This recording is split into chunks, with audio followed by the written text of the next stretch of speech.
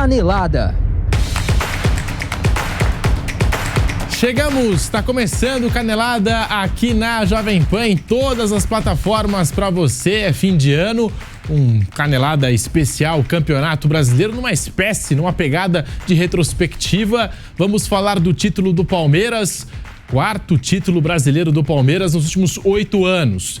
E o Botafogo, hein? O que aconteceu com o Botafogo, que liderava a competição até a 31ª rodada, perdeu o fôlego e o Palmeiras foi lá e fez a parte dele. O rebaixamento do Santos, tudo isso e muito mais a partir de agora no Canelada. Vamos falar também dos erros de arbitragem, de alguns acontecimentos aí desse Campeonato Brasileiro, jogos marcantes, alguns fatos que aconteceram aí no desenrolar da competição. Você participa conosco através das redes sociais, @Jovem Pan Esportes, aqui no chat do canal do YouTube Jovem Pan Esportes, também no nosso TikTok, no Twitter, no Facebook, a gente está em todas, segue lá, @Jovem Pan Esportes, e a gente está aqui ao vivo pela TV Jovem Pan News, pela Rádio Jovem Pan, com mais um Canelada. Hoje eu tô nessa com o Mauro César Pereira, com o Fábio Piperno, com o Bruno Prado, e a gente vai abrir falando aqui do Botafogo. Foi um campeonato intenso, 38 rodadas intensas, de muitas reviravoltas, e o Botafogo liderava até a 31ª rodada.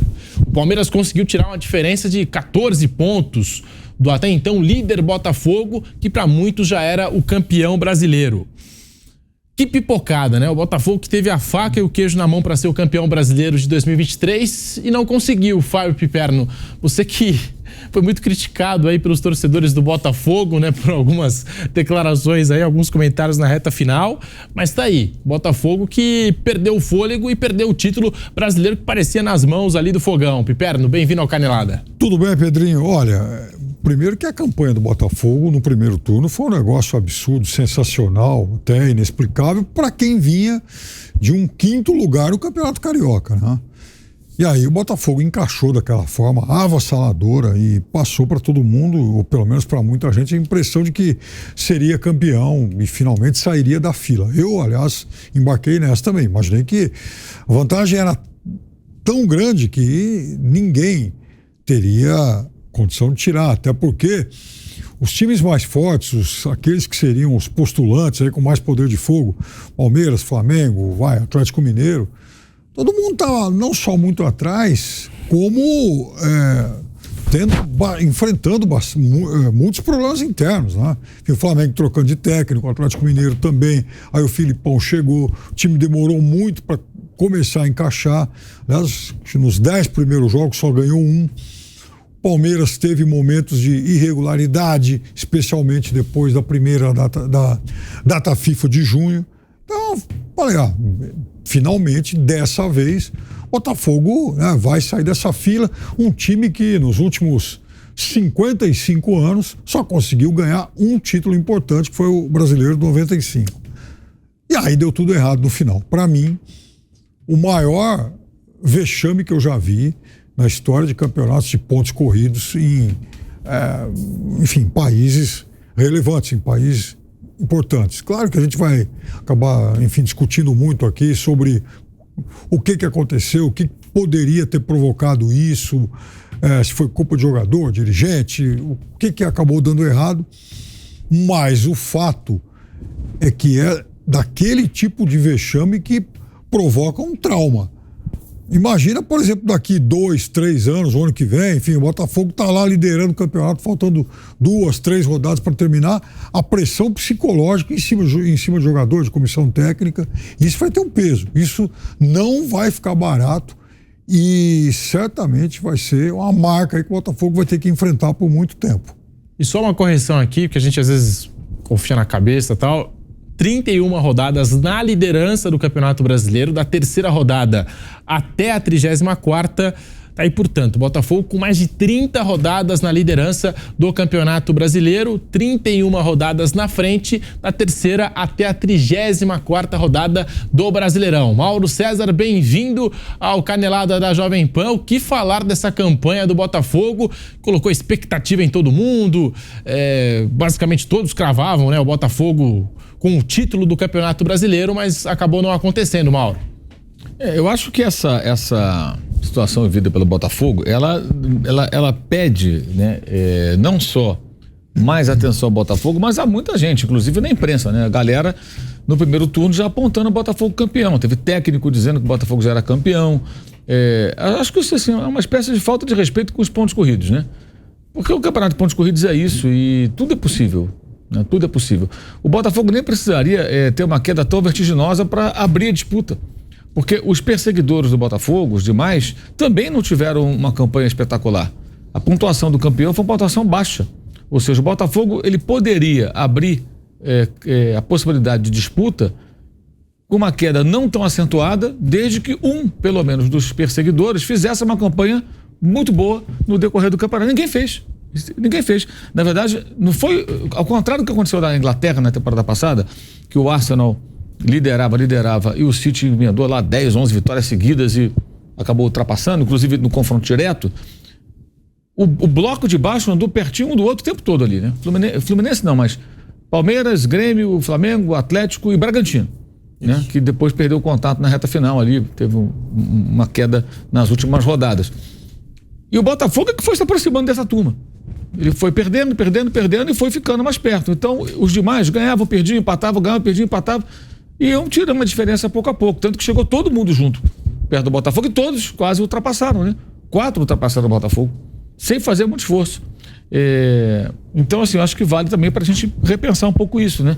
Essa mania aqui do Brasil de querer dizer que é um campeão na 5ª rodada. Não, porque o time que ganhou o turno nunca perdeu. Isso não interessa. Perdeu só 2 vezes. Isso é bobagem. Isso vamos supor, você tem 30 campeonatos disputados em pontos corridos. 1 ou 2 vencedores de turno, digamos, não ganharam competição. Ok, mas pode acontecer. Não quer dizer nada. É só um dado estatístico, né? O Botafogo errou muito, né? O Botafogo caprichou bastante, né? Fez tudo errado.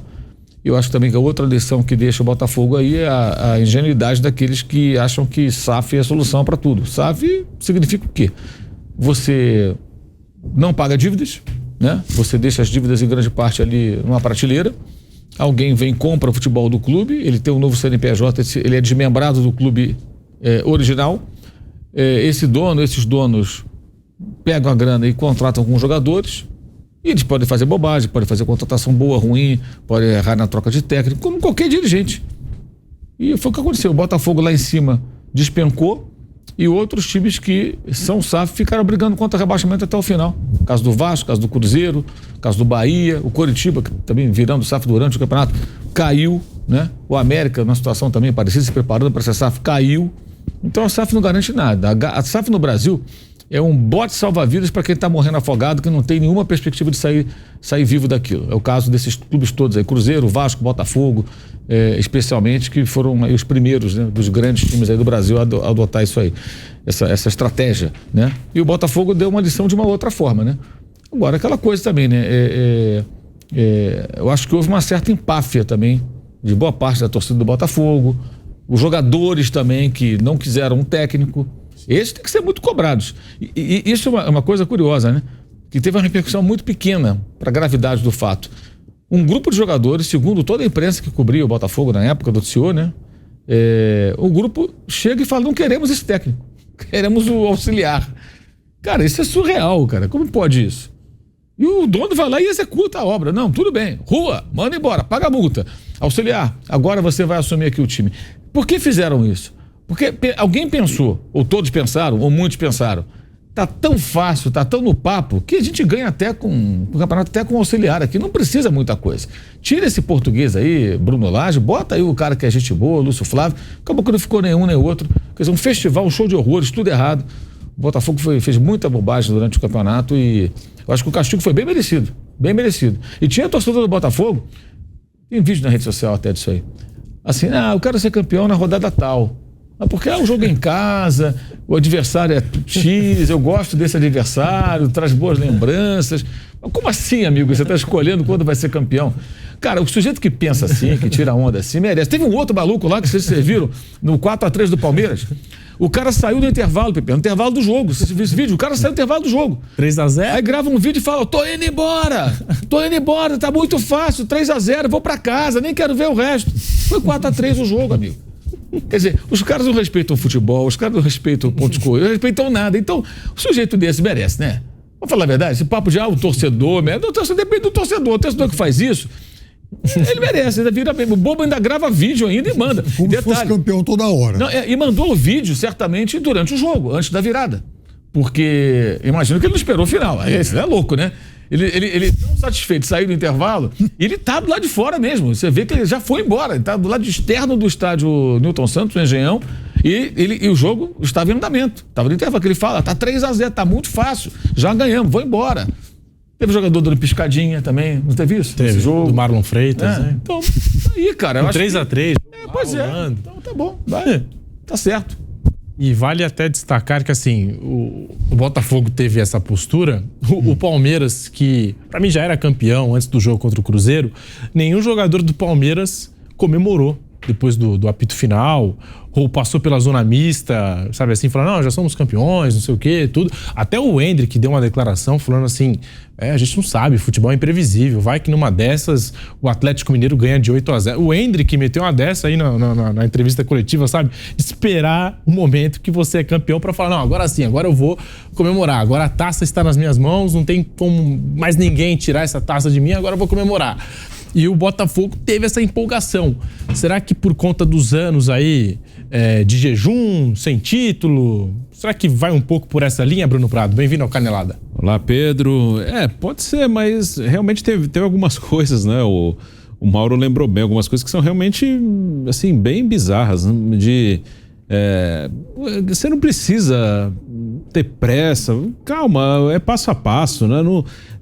Não precisa querer adivinhar o que vai acontecer, o que vai, e aí você, no lugar de assistir o jogo, aí não é só torcedor do Botafogo, mas isso me irrita bastante, no lugar de, seja jogo, show, cada um faz o que quiser, né? Mas que é um desabafo meio mal-humorado, né? No lugar de você assistir o negócio, você fica filmando para mandar pro outro. Agora teve um monte de show no fim do ano aqui no Brasil, um monte de show legal, de todos os gostos, pra quem gosta. Aí você vai gravar um vídeo que você nunca mais vai ver na tua vida. Aquela ceia de Natal, né? Sim. Aquela mesa farta. Tirar uma foto, postar nas redes sociais. Sim. Aí você vai no show, sei lá, do Paul McCartney, que teve. Aí você vai lá, você curte, você é fã do Paul, dos Beatles. Aí você vai gravar um vídeo que você nunca mais vai ver na vida. Um vídeo de uns 2-3 minutinhos, beleza, mas gente fica o show inteiro filmando, e no futebol acontece a mesma coisa. Se no lugar de ver o jogo, o cara tá preocupado em gravar vídeo pra mandar pro outro, pra tirar sarro do outro e não assiste o jogo. Isso é realmente uma coisa que é bem irritante desse mundo de redes sociais. Mas sobre o Botafogo, acho que tem vários momentos aí. Você tem que ir passo a passo, não tem muito jeito. Uma coisa que eu achei também bem ruim, mas já aconteceu outras vezes, é de achar assim que tem um piloto automático. Que quando saiu o Luiz Castro, aí quando saiu o Lage, quando decidiram botar o Lúcio Flávio, foi meio que aquela coisa, não precisa fazer nada, o time tá pronto, é só tocar. Não existe isso, sempre tem que ter algum ajuste, melhorar alguma coisa. Aí tem jogador que numa parte do campeonato tá jogando bem, na outra parte não tá, você tem que ajustar, tem que trocar. Esse cara fazia bem essa função, agora não tá fazendo, eu tenho que adaptar de outro jeito. Aí o outro se machuca. O Tiquinho mesmo tava muito bem, machucou e não voltou bem depois da lesão. Também porque o time caiu, é difícil saber se ele não voltou bem porque machucou, se não voltou bem porque também o time teve uma queda, não só ele. Aí no início do campeonato, teve jogos que o Botafogo não jogou tão bem e conseguiu o resultado. Então entender, olha, tá dando tudo certo, nem sempre vai dar tudo certo. Tem assim, uma coisa com mais calma, passo a passo, e não tem milagre, não existe esse negócio, no técnico chega, o auxiliar, no caso foi o Lúcio Flávio, não existe isso, olha, faz o que a gente fazia com o Lúcio Castro, com o Luiz Castro, beleza? Não tem isso, ele vai treinar o time, ele vai colocar alguma coisa dele. Não tem como, aí sai um técnico, chega outro, faz tudo que você fazia com o outro. Não tem esse negócio. Então, às vezes tem umas fantasias meio malucas. E o Botafogo teve uma queda de rendimento que também era esperado, isso dava para planejar, para conversar sobre isso, 80% não vai dar para manter. Vai ter um momento de queda e saber entender essa queda, entender para não acontecer o absurdo, que foi o primeiro turno foi absurdo para cima e o segundo foi absurdo para baixo. O Botafogo ganhou 3 jogos no segundo turno, de 19, ganhou 3. Com o Bahia em casa e depois os 2 primeiros jogos com o Lúcio Flávio, contra o Fluminense e contra o América. Foram 3 vitórias em 19, o que também é um absurdo. Só que aí pro negativo. E aconteceu isso porque eu acho que o time assim não soube lidar com uma queda que aconteceria, de administrar. O time despencou tecnicamente, emocionalmente. Então tem vários aspectos aí nesse campeonato do Botafogo que acho que devem ser analisados, né? Claro que tem a parte do pessoal que vai tirar sarro, vai brincar, vai zoar, o botafoguense vai ficar bravo, revoltado, mas acho que para quem trabalha no futebol, para quem analisa, acho que tem várias coisas que dá para tirar aí de um início avassalador e também de uma queda absurda, muito fora da curva. O Botafogo, que começou o campeonato com o Luiz Castro, lembrando que quando ele deixou o Botafogo, a diferença na liderança era de 7 pontos. A vantagem aumentou para 12 com o Cláudio Caçapa, passou para 10 com o Bruno Lage, depois veio o Lúcio Flávio e o Botafogo terminou a sua campanha no Campeonato Brasileiro, campanha que era de título, mas se tornou de pré-Libertadores, com o Thiago Nunes. Mas eu falei dessa saída do Luiz Castro e o Cláudio Caçapa, que assumiu a equipe de maneira interina. Uma declaração dele, à época, deu o que falar, porque ele falou, ressaltou, ainda tem muito campeonato pela frente, tem chão ainda, mas o Botafogo está no caminho certo para a conquista. Vamos acompanhar, acho que é melhor a gente ouvir o Cláudio Caçapa no Canelada da Jovem Pan. E a segunda pergunta, o Botafogo está no caminho certo. Ainda faltam muitas rodadas, mas ele está no caminho certo. Eu acho que se continuar dessa forma, o trabalho, o grupo, os jogadores se fecharem como eles estão fechados, junto com o staff todo, com a torcida, é lógico que temos que começar a pensar assim em título. Né? A briga, nós vamos brigar lá em cima, isso é certo. Mas em título ainda é cedo para falar de ser campeão. Mas já tá dando um cheirinho, sim. Tá aí o Cláudio Caçapa falando, já dá pra sentir o cheirinho do título. Cara, fazer um negócio de cheirinho dá ruim. Não pode falar essa palavra, isso aí dá ruim. O presidente do Flamengo anterior, né, uma vez ele falou no final do 2016, não, esse ano que vem não vai ter cheirinho, não sei o quê. Quer dizer, o próprio presidente popularizou a expressão que virou um meme contra o Flamengo. Aí o Cláudio Caçapa, coitado, tá lá na França, agora na Bélgica, acho que ele não acompanhou, aí ele mandou isso aí dá azar, meu irmão. Não fala esse negócio não, isso aí dá tudo errado. Não dá certo. E quando os jogadores do Botafogo escolheram o Lúcio Flávio, o Cláudio Caçapa, ele dirigiu o clube da Bélgica, o clube do John Textor, né? Muita gente também questionou, poxa vida, né? Por que mandou o Cláudio Caçapa lá pra Bélgica? Ele que quando assumiu o Botafogo foi muito bem. Por que não, enfim, voltar com ele, mas já tá lá na Bélgica. Mas tá aí, é uma declaração que agora a gente vendo depois do campeonato, né? Dá pra quem tá nos acompanhando, principalmente os rivais, dar aquela risada. Até esses pedidos pelo Caçapa depois que, assim, você entende por essa parte, o cara ganhou. Mas, assim, é difícil até saber se o Caçapa é um bom treinador, não é? E o próprio Lúcio Flávio, assim, o Cláudio Caçapa, ele assumiu por 4 jogos, 1 da Sul-Americana e 3 do Brasileiro. Nem deu tempo dele fazer muita coisa. Claro que algum mérito ele teve ali de conseguir manter o time, mas meio que o Jorginho no Palmeiras em 2009. Foram 7 jogos, acho que foram 5 vitórias, um empate e uma derrota. Ok, foi bem naquele período curto. Mas não quer dizer que se ele tivesse continuado, o Palmeiras seria campeão. Com o Muricy que veio depois, o Palmeiras chegou a ter que quando o Muricy pegou, acho que estava empatado, não estava disparado. Disparou com o Muricy e depois com o Muricy caiu também.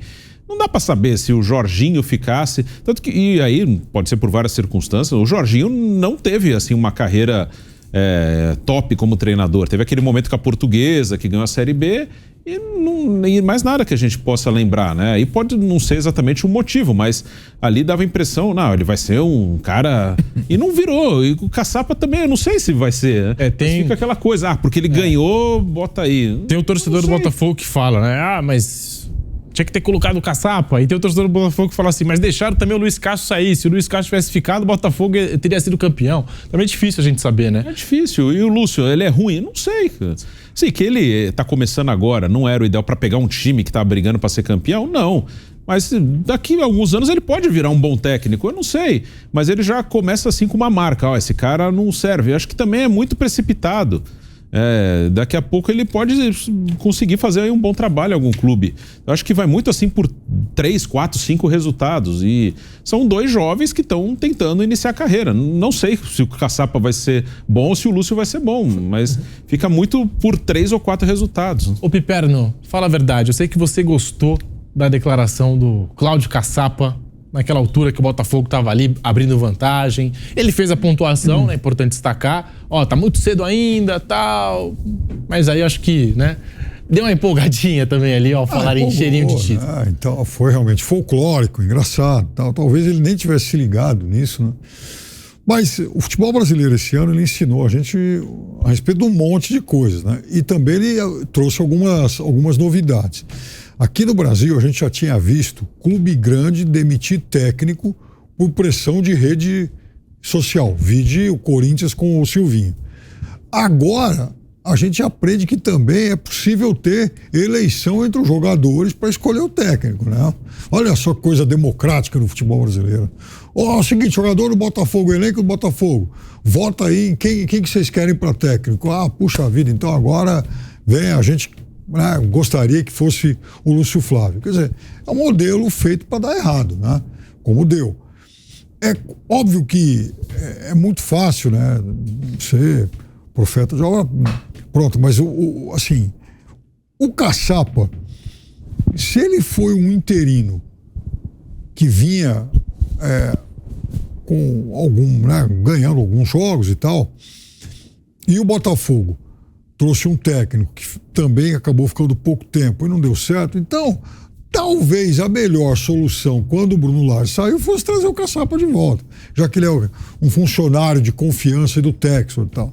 Mas ali também me passou a impressão de que o Botafogo, faltava ao Botafogo um cara melhor na sua gestão do futebol. O Textor, ok, um investidor deslumbrado e tal, tá se sentindo aí um carioca da gema, daqui a pouco vai aparecer algum botafoguense maluco para tentar fazer do Textor enredo para alguma escola de samba e tal. Ok, lindo isso, bacana, mas falta alguém com pés no chão para falar, bom, esse negócio pode dar certo, isso aqui tá tudo errado. Então eu acho que faltou isso. Agora, com todo esse monte de erros, quer dizer, ainda tem aquelas coisas que aconteceram em alguns jogos, que a gente vai sempre ficar no campo do si e tal, mas que poderia, algumas coisas poderiam, claro, ter dado um outro destino ao campeonato. O típico lance foi o pênalti desperdiçado pelo Tiquinho contra o Palmeiras. Ali faz 4-1 aos 37, 38 do segundo tempo, mata aquela história e aí, no final das contas, seriam 3 pontos a mais pro Botafogo, 3 a menos pro Palmeiras e uma reação anímica aí pro Botafogo que vinha desperdiçando alguns resultados aí. Não sei. Agora, sem dúvida nenhuma, isso aí parece aquele filme Match Point, né, do filme diário. A bola bate, enfia a bolinha de tênis, bate na fita e sobe. Pro lado para onde ela cair, vai acabar mudando a vida de todos os personagens e o destino do filme. O Botafogo parece que teve um monte de bolas aí que lembraram o Match Point. Só que tem uma coisa, não precisava ter chegado a essa situação se a gestão tivesse sido um pouquinho melhor. Na história dos pontos corridos, nunca uma equipe havia perdido um título de Brasileirão após abrir 13 pontos de vantagem. Foi a maior vantagem que o Botafogo abriu na competição.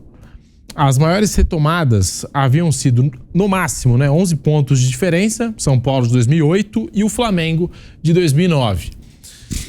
Mauro, a gente está falando aqui da SAF, do John Textor, dos jogadores, dos técnicos que passaram pelo Botafogo. Dá para apontar o principal culpado pelo Botafogo ter perdido esse título?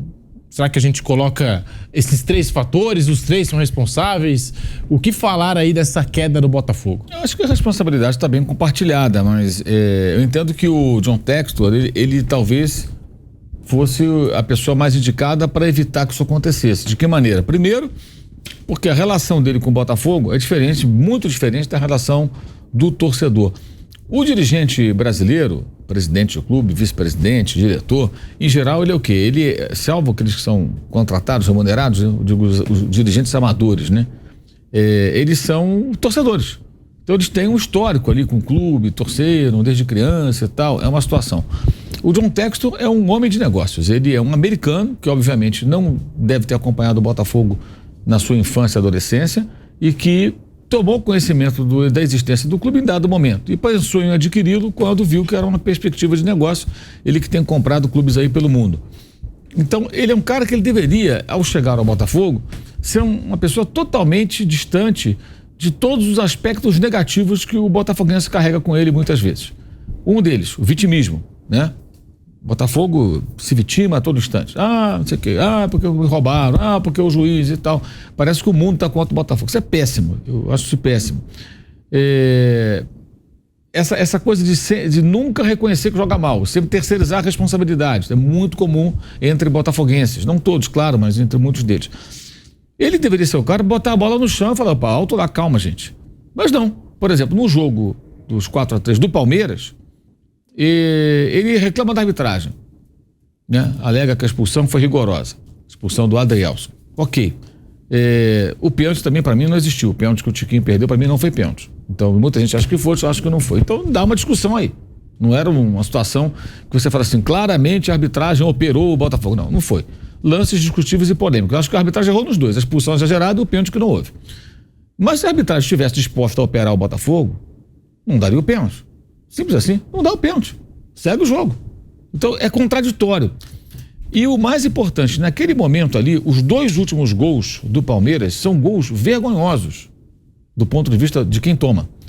O primeiro não, que é o terceiro na verdade, né? A bola vai lá na direita, o Botafogo tem um homem a menos.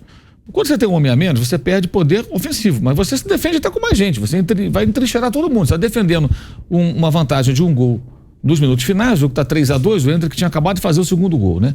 O Tiquinho perdeu o pênalti, o Hendrick fez o segundo gol. A bola vai lá na ponta direita, o Hendrick vai buscar. Ninguém o cerca. Ele vai buscar a bola sozinho. Olha para a área, joga na área. O Gustavo Gomes escora de cabeça, o Flaco Lopes tinha acabado de entrar, ele se abaixa. O cara é grande, né? Ele se abaixa para cabecear. Você não pode tomar um gol desse. Você está ganhando 3-2, essa bola tem que ser rebatida pela defesa. O Hendrick nem poderia cruzar essa bola com liberdade. Alguém tinha que desgarrar ali para pelo menos dificultar o passe. Ele faz um passe na cabeça do Gustavo Gomes. Empatou o jogo. Segue o jogo e tal. Última bola da partida. A bola é jogada na área. O Murilo finaliza sozinho. Ele parecia gol de treino, sabe? Aqueles treinamentos que não tem ninguém marcando, que fica ali o cara cruzando e o outro só para testar a pontaria, posicionamento, se o cara cruza direito. 4-3. Ele deveria entrar em campo furioso com o time dele, não com a arbitragem. E chamar a comissão técnica e falar, gente, vocês treinam isso? Que diabo que vocês tomaram esses 2 gols aqui? Porque uma coisa é você tomar 2 gols no final, assim, bolas indefensáveis, um chute de longe, o jogador tirou um coelho da carpa. Não, foram 2 bolas despejadas na área e 2 gols. Então, acho que quando o dono do clube, que deveria ser uma pessoa mais equilibrada, para perceber os defeitos e rapidamente tentar corrigir, não ali agora, que esse jogo está perdido, mas no dia seguinte, e fica reclamando de arbitragem, o Botafogo não discute seus próprios defeitos. E ele continua errando. E aí, toma o quê? Outra virada de 4-3 do Grêmio. Faz 3-1 e toma outro 4-3 jogando em casa. E aí tem outras questões também, né? Esse jogo do Grêmio, por exemplo, foi um jogo que disputou no São Januário, porque tinha um show no estádio Newton Santos Engenhão. O Luiz Soares, que foi o personagem daquele jogo, ele não vinha jogando em gramado sintético. Então provavelmente não jogaria no Engenhão. O jogo estava marcado para um domingo. Ele mudou de data. Se você pegar a tabela original, ela era de fato no fim de semana. Quando o Botafogo alega isso. Quando ele marcou o show, ele marcou para uma data que não haveria jogo. A tabela foi modificada no decorrer do campeonato e aí houve uma coincidência de datas, o Botafogo teve que sair. E aí entra uma questão que é bastidor, né? Cabe ao João Textor também e os seus pares. Opa, peraí, o CBF, você mexeu na tabela? Eu não vou sair do meu campo para jogar em outro lugar porque você mexeu na tabela. Não, joga no seu estádio. Não, eu marquei um show. Agora eu marquei um show, mas vem cá, eu marquei um show baseado nessa tabela que está aqui. Por que vocês mudaram? Vocês mudam e me prejudicam? Ah, não, eles aceitaram e foram para São Januário. São Januário é gramado natural. Gramado natural, o Luiz Soares falou, opa, é comigo mesmo. E virou o jogo, cara. Então também existem detalhes que acho que o dirigente ele tem que estar atento. E ali seria, na minha visão, uma reivindicação justa, porque a tabela saiu, marcaram uma data, a CBF foi lá e mudou. Então, como o Palmeiras poderia reclamar numa situação dessa, tem muitos shows lá no Palmeiras, como, sei lá, Atlético Paranaense, ou sei lá mais quem, São Paulo, né, que faz muito show lá no Morumbi, esse ano teve vários espetáculos lá. Então, acho que tem muitos erros, assim, da diretoria, do John Textor e daqueles que o cercam. E um deslumbramento muito grande, né? porque ele virou um ídolo da torcida, né? Ele gostou da brincadeira. O pessoal vai lá, festeja ele balança a bandeira do Botafogo lá na porta, na beira do campo. Então o cara fica curtindo. Porque eu duvido. O torcedor do Lyon certamente não faz isso, que ele é o lanterna do campeonato francês. Né? Era o lanterna ali naquele momento que o Botafogo perdeu o campeonato, o Lyon estava em último.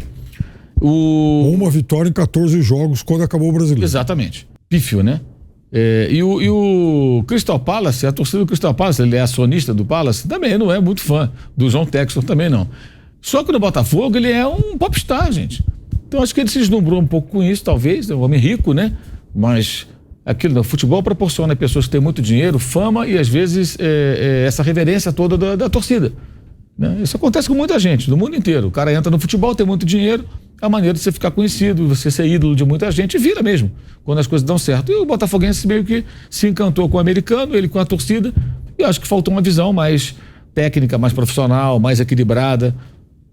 Então acho que ele era o cara que podia ter evitado isso. E evitado também, na hora que os jogadores pedem a cabeça de um técnico, você tem que, cara, o dirigente fala, que negócio é esse? Não, o técnico é ele, pô.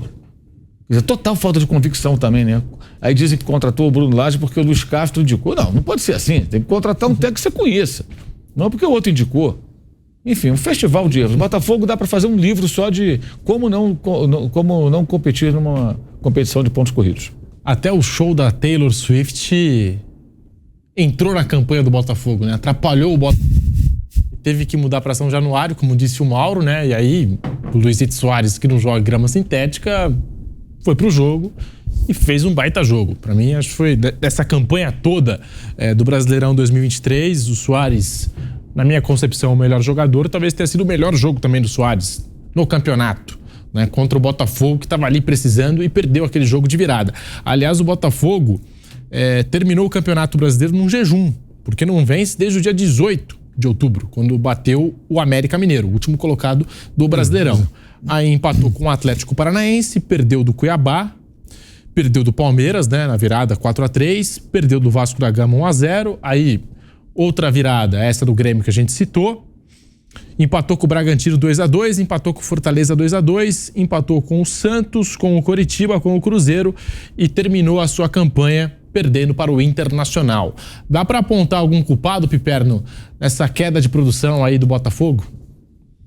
Não, então, eu acho que são muitos. Eu acho que faltou ao Textor trazer um cara, assim, tudo bem que ele chegou aí, acabou ficando deslumbrado e tal, o cara que, enfim, o gringo que se encanta pelo Rio de Janeiro, aquela coisa que a gente já viu muitas e muitas vezes, e acho que se o Botafogo ganha o Campeonato Brasileiro, alguém ia dar a ideia lá dele se tornar enredo de alguma escola de samba. Mas ele tem que ter, afinal de contas, ele é um investidor, ele pôs muita grana nesse negócio, então ele tem que ter a lucidez de falar, bom, já que eu não conheço... Primeiro que ele não deve conhecer tão bem assim futebol. Segundo que ele conhece menos ainda de Campeonato Brasileiro, né? Desse ambiente todo aqui, enfim. Então, tem que contratar um cara que entende disso, um cara que vive o dia a dia do futebol, um executivo de futebol mais experiente, um cara com um currículo melhor. Até porque o Botafogo não vinha bem, por exemplo, no começo do ano, quando acabou ficando fora até da semifinal do Campeonato Carioca. Então, traz um cara exatamente para dar a ele um feedback melhor sobre aquilo que está faltando ao elenco, ao clube e tal, e alguém que entenda melhor o ambiente de futebol brasileiro. Então, faltou isso. A gente pode discutir os técnicos que passaram depois que o Luiz Castro saiu, e inclusive o Thiago Nunes, porque no futebol brasileiro é muito comum, cada vez mais comum, por sinal, a figura do técnico que consegue acertar um grande trabalho. Mas ele vai passar anos e anos e a gente só vai se lembrar daquele trabalho. O Thiago Nunes é um caso assim. O Thiago Nunes foi muito bem no Atlético Paranaense, ganhou 2 títulos, campeão de Copa do Brasil, Sul-Americana, lindo, maravilhoso, mas a partir do momento que ele sai do Atlético, veja, ele foi muito mal no Corinthians, um trabalho de tiro curto. O Thiago Nunes começa o trabalho desastroso daquele Grêmio de 2021 e agora ele faz um outro trabalho ruim aí no Botafogo, né? Então, não sei também se seria um nome mais conveniente para aquele momento do Botafogo, porque ali o Botafogo precisava de um cara feito o Dorival do Flamengo em 2022, alguém de solução rápida, alguém que, puxa vida, se não era brilhante, mas pelo menos é um cara bom de grupo, um cara que vai dar uma ajeitada na casa. Já se sabia que era um elenco que estava, para ser elegante com os caras, muito empoderado até a ponto de demitir um técnico e escolher outro. Então, não seria um elenco fácil. E o Botafogo, acho que perdeu a chance de escolher alguém que pudesse lidar melhor com um ambiente como esse. Bruno Prado, essa campanha do Botafogo, que teve um primeiro turno arrasador e perdeu força no segundo turno, Bruno Prado. E foi uma grande surpresa no campeonato, para cima ou para baixo. Jamais coloquei o Botafogo como candidato ao título, digo antes do campeonato começar. Para mim era um time mais para brigar para não cair do que para ser campeão. Se alguém me colocasse essas duas opções extremas, olha, Botafogo, você acha que vai ser campeão ou vai cair? Eu votaria no vai cair tranquilamente, se eu tivesse só essas duas opções. Mas o Botafogo surpreende no primeiro turno. E o jeito que cai é que acaba ficando complicado, né? Porque num olhar frio, houve evolução em relação aos últimos anos, né? Num olhar bem frio. O Botafogo foi rebaixado em 2020, jogou a Série B em 2021, ganhou a Série B, voltou. Em 2022 ficou em 10º lugar. Em 2023 ficou em 5º. Então, se você olhar aí, houve uma evolução. É a melhor campanha do Botafogo desde 2016, quando ficou em 5º com o Jair Ventura, que ele assumiu no meio do campeonato, no lugar do Ricardo Gomes, e deu uma arrancada no segundo turno. Então é a melhor campanha desde 2016 e no meio disso tem um rebaixamento. Um rebaixamento que o time foi rebaixado em último lugar. Então, se você olhar os números bem frios, há uma evolução no Botafogo. É um time melhor do que era há 3 anos, né, quando estava na segunda divisão. O problema foi toda a história, como ela aconteceu, né? Uma queda absurda, a maior queda de um time na era dos pontos corridos no Campeonato Brasileiro, e terminou o campeonato de uma maneira muito dramática, com viradas, com piadas dos outros torcedores. Então isso foi muito traumático. Eu tenho uma curiosidade para ver como será o Botafogo 2024, né? Na teoria, é um time que evoluiu de alguns anos para cá, mas e aí na prática, esse trauma vai até quando? Logo em fevereiro já tem uma pré-Libertadores pela frente. A pré-Libertadores é uma competição, complicada porque você joga 2 mata-matas, agora são 2 mata-matas, logo no início do ano, sem estar preparado fisicamente. Você está no início de temporada e a pressão é toda em você. Num clube brasileiro, Botafogo, sei lá, pode pegar um time do Peru, do Equador, mesmo que da Colômbia, a pressão é toda no Botafogo. Por ser um time brasileiro e pelo que aconteceu no Campeonato Brasileiro agora. Então, se o Botafogo cai numa pré-Libertadores, isso pode comprometer uma temporada inteira. Então, é um desafio aí para o Botafogo retomar. E lembrando que esse formato da Libertadores, ele começou em 2017, um ano inteiro com 2 etapas de pré-Libertadores. E são sempre 2 times brasileiros que jogam pré-Libertadores. Só em 2017, no primeiro ano com esse formato, que os 2 brasileiros chegaram à fase de grupos. Desde 2018, sempre um brasileiro cai na pré-Libertadores. O que não quer dizer que vai acontecer todas as vezes, mas para ver que não é tão simples. Não é uma coisa tão fácil. Com o Corinthians, sim. Então vai estar ali o Botafogo e o Bragantino. Na estatística de 2018 para cá, sempre um cai. Pode ser que os 2 passem dessa vez, mas mostra que não é uma coisa tão fácil. Acho que era o Thiago, inclusive, quando o Grêmio também caiu, né? Não era o Renato, aí ele cai, aí ele sai. O Renato sai, aí vem o Thiago. O Renato estava se recuperando de Covid, ele não chegou a trabalhar nos 2 jogos. Contra o Del Valle. Aí ele é demitido e vem o Thiago Nunes. E o Botafogo, a gente sabe, na reta final do Campeonato Brasileiro, encomendou um relatório, né? O John Textor contratou uma empresa, Good Game, que chama, uma empresa francesa, para fazer um relatório dos erros de arbitragem, para saber o quanto que o Botafogo foi prejudicado, enfim. E isso também nasceu naquele jogo contra o Palmeiras, o 4-3, que o John Textor, terminando o jogo, né, ele concedeu aquela entrevista falando que foi roubo, Edinaldo renuncia amanhã ao seu cargo de presidente, tudo mais, isso não pode mais acontecer, isso aqui é corrupção. A partir dali, né, eu acho que nasceu esse sentimento do John Textor, da SAF do Botafogo, de realizar esse relatório que foi entregue ao STJD na esfera esportiva, né? Fizeram um cálculo de quantos pontos o Botafogo teria com os erros da arbitragem, enfim.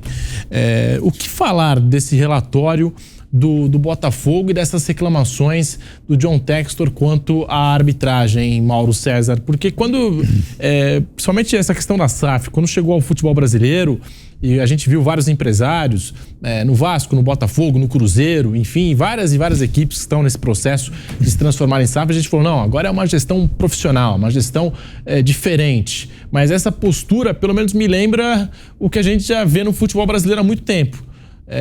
Quando eu sou derrotado, eu vou falar que o meu time foi prejudicado, que houve erro de arbitragem. Quando eu ganho, eu não quero nem saber de arbitragem. O que falar desse relatório que foi entregue aí pelo Botafogo? Eu acho parte de um pacote extremamente infeliz, né? Porque, cara, qualquer um pode fazer um relatório interpretando que foi ajudado aqui, beneficiado ali, prejudicado acolá, A, B ou C. Se você vai olhar o relatório, você vai encontrar um outro jogo que de repente tem razão ali, o Botafogo, para reclamar disso ou daquilo outro, sim. Mas, veja bem, o relatório se direciona ao Palmeiras, certo? Isso. O Palmeiras passou o Botafogo, sim. Tem um relatório do Grêmio? O Grêmio passou pelo Botafogo. Tem um relatório do Atlético Mineiro? Também passou pelo Botafogo. Tem um relatório do Flamengo? Também passou o Botafogo. O Flamengo passou o Botafogo. O time mais banana dos últimos anos. Esse aí eu boto banana 2.0. Então, assim, cara, é uma cortina de fumaça, é uma tentativa de desviar o foco. Isso não adianta. Você tem que olhar para os seus defeitos e tentar corrigi-los enquanto é tempo. Havia tempo. E havia tempo. Eu acho que tem outra questão do Botafogo, que foi assim, o Botafogo tinha uma maneira de jogar. Foram 12 jogos com o Luiz Castro. Nesses 12 jogos, e até depois, mais adiante, com outros técnicos, né, o Caçapa e depois o Bruno Lage, aconteceram partidas que o Botafogo foi dominado, ameaçado e ainda assim venceu ou empatou.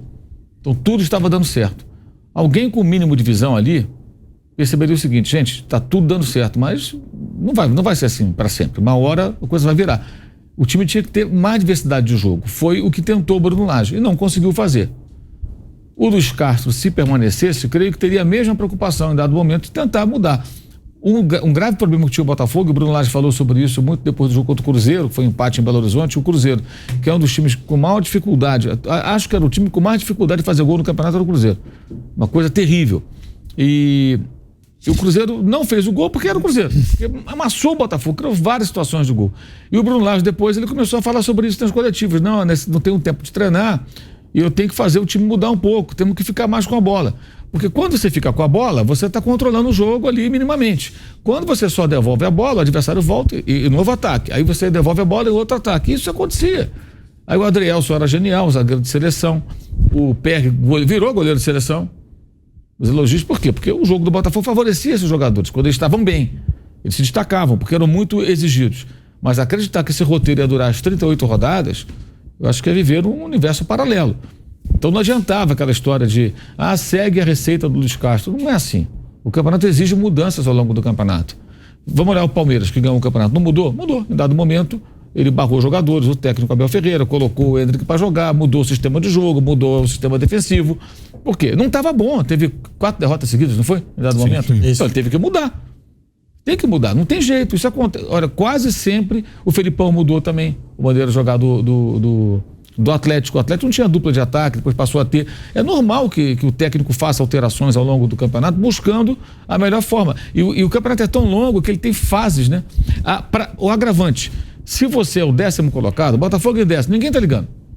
O adversário do jogo seguinte vai estudar o Botafogo. Se você é o líder, todo mundo te observa, o cara olha lá, quando que a gente vai jogar contra o líder? Daqui a 2 semanas. Pô, legal, esse jogo aqui. O jogador pensa assim, porque o holofote está todo ali, todo mundo olha pro jogo do líder.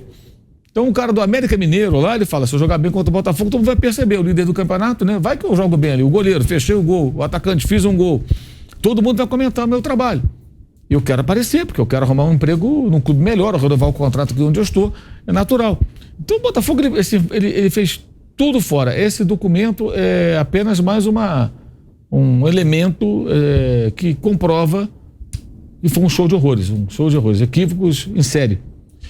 E até falando de arbitragem, porque assim, é claro que a última impressão é a que fica, né? Pelo menos é o que a gente sempre ouviu, né? Então a gente está falando do Botafogo.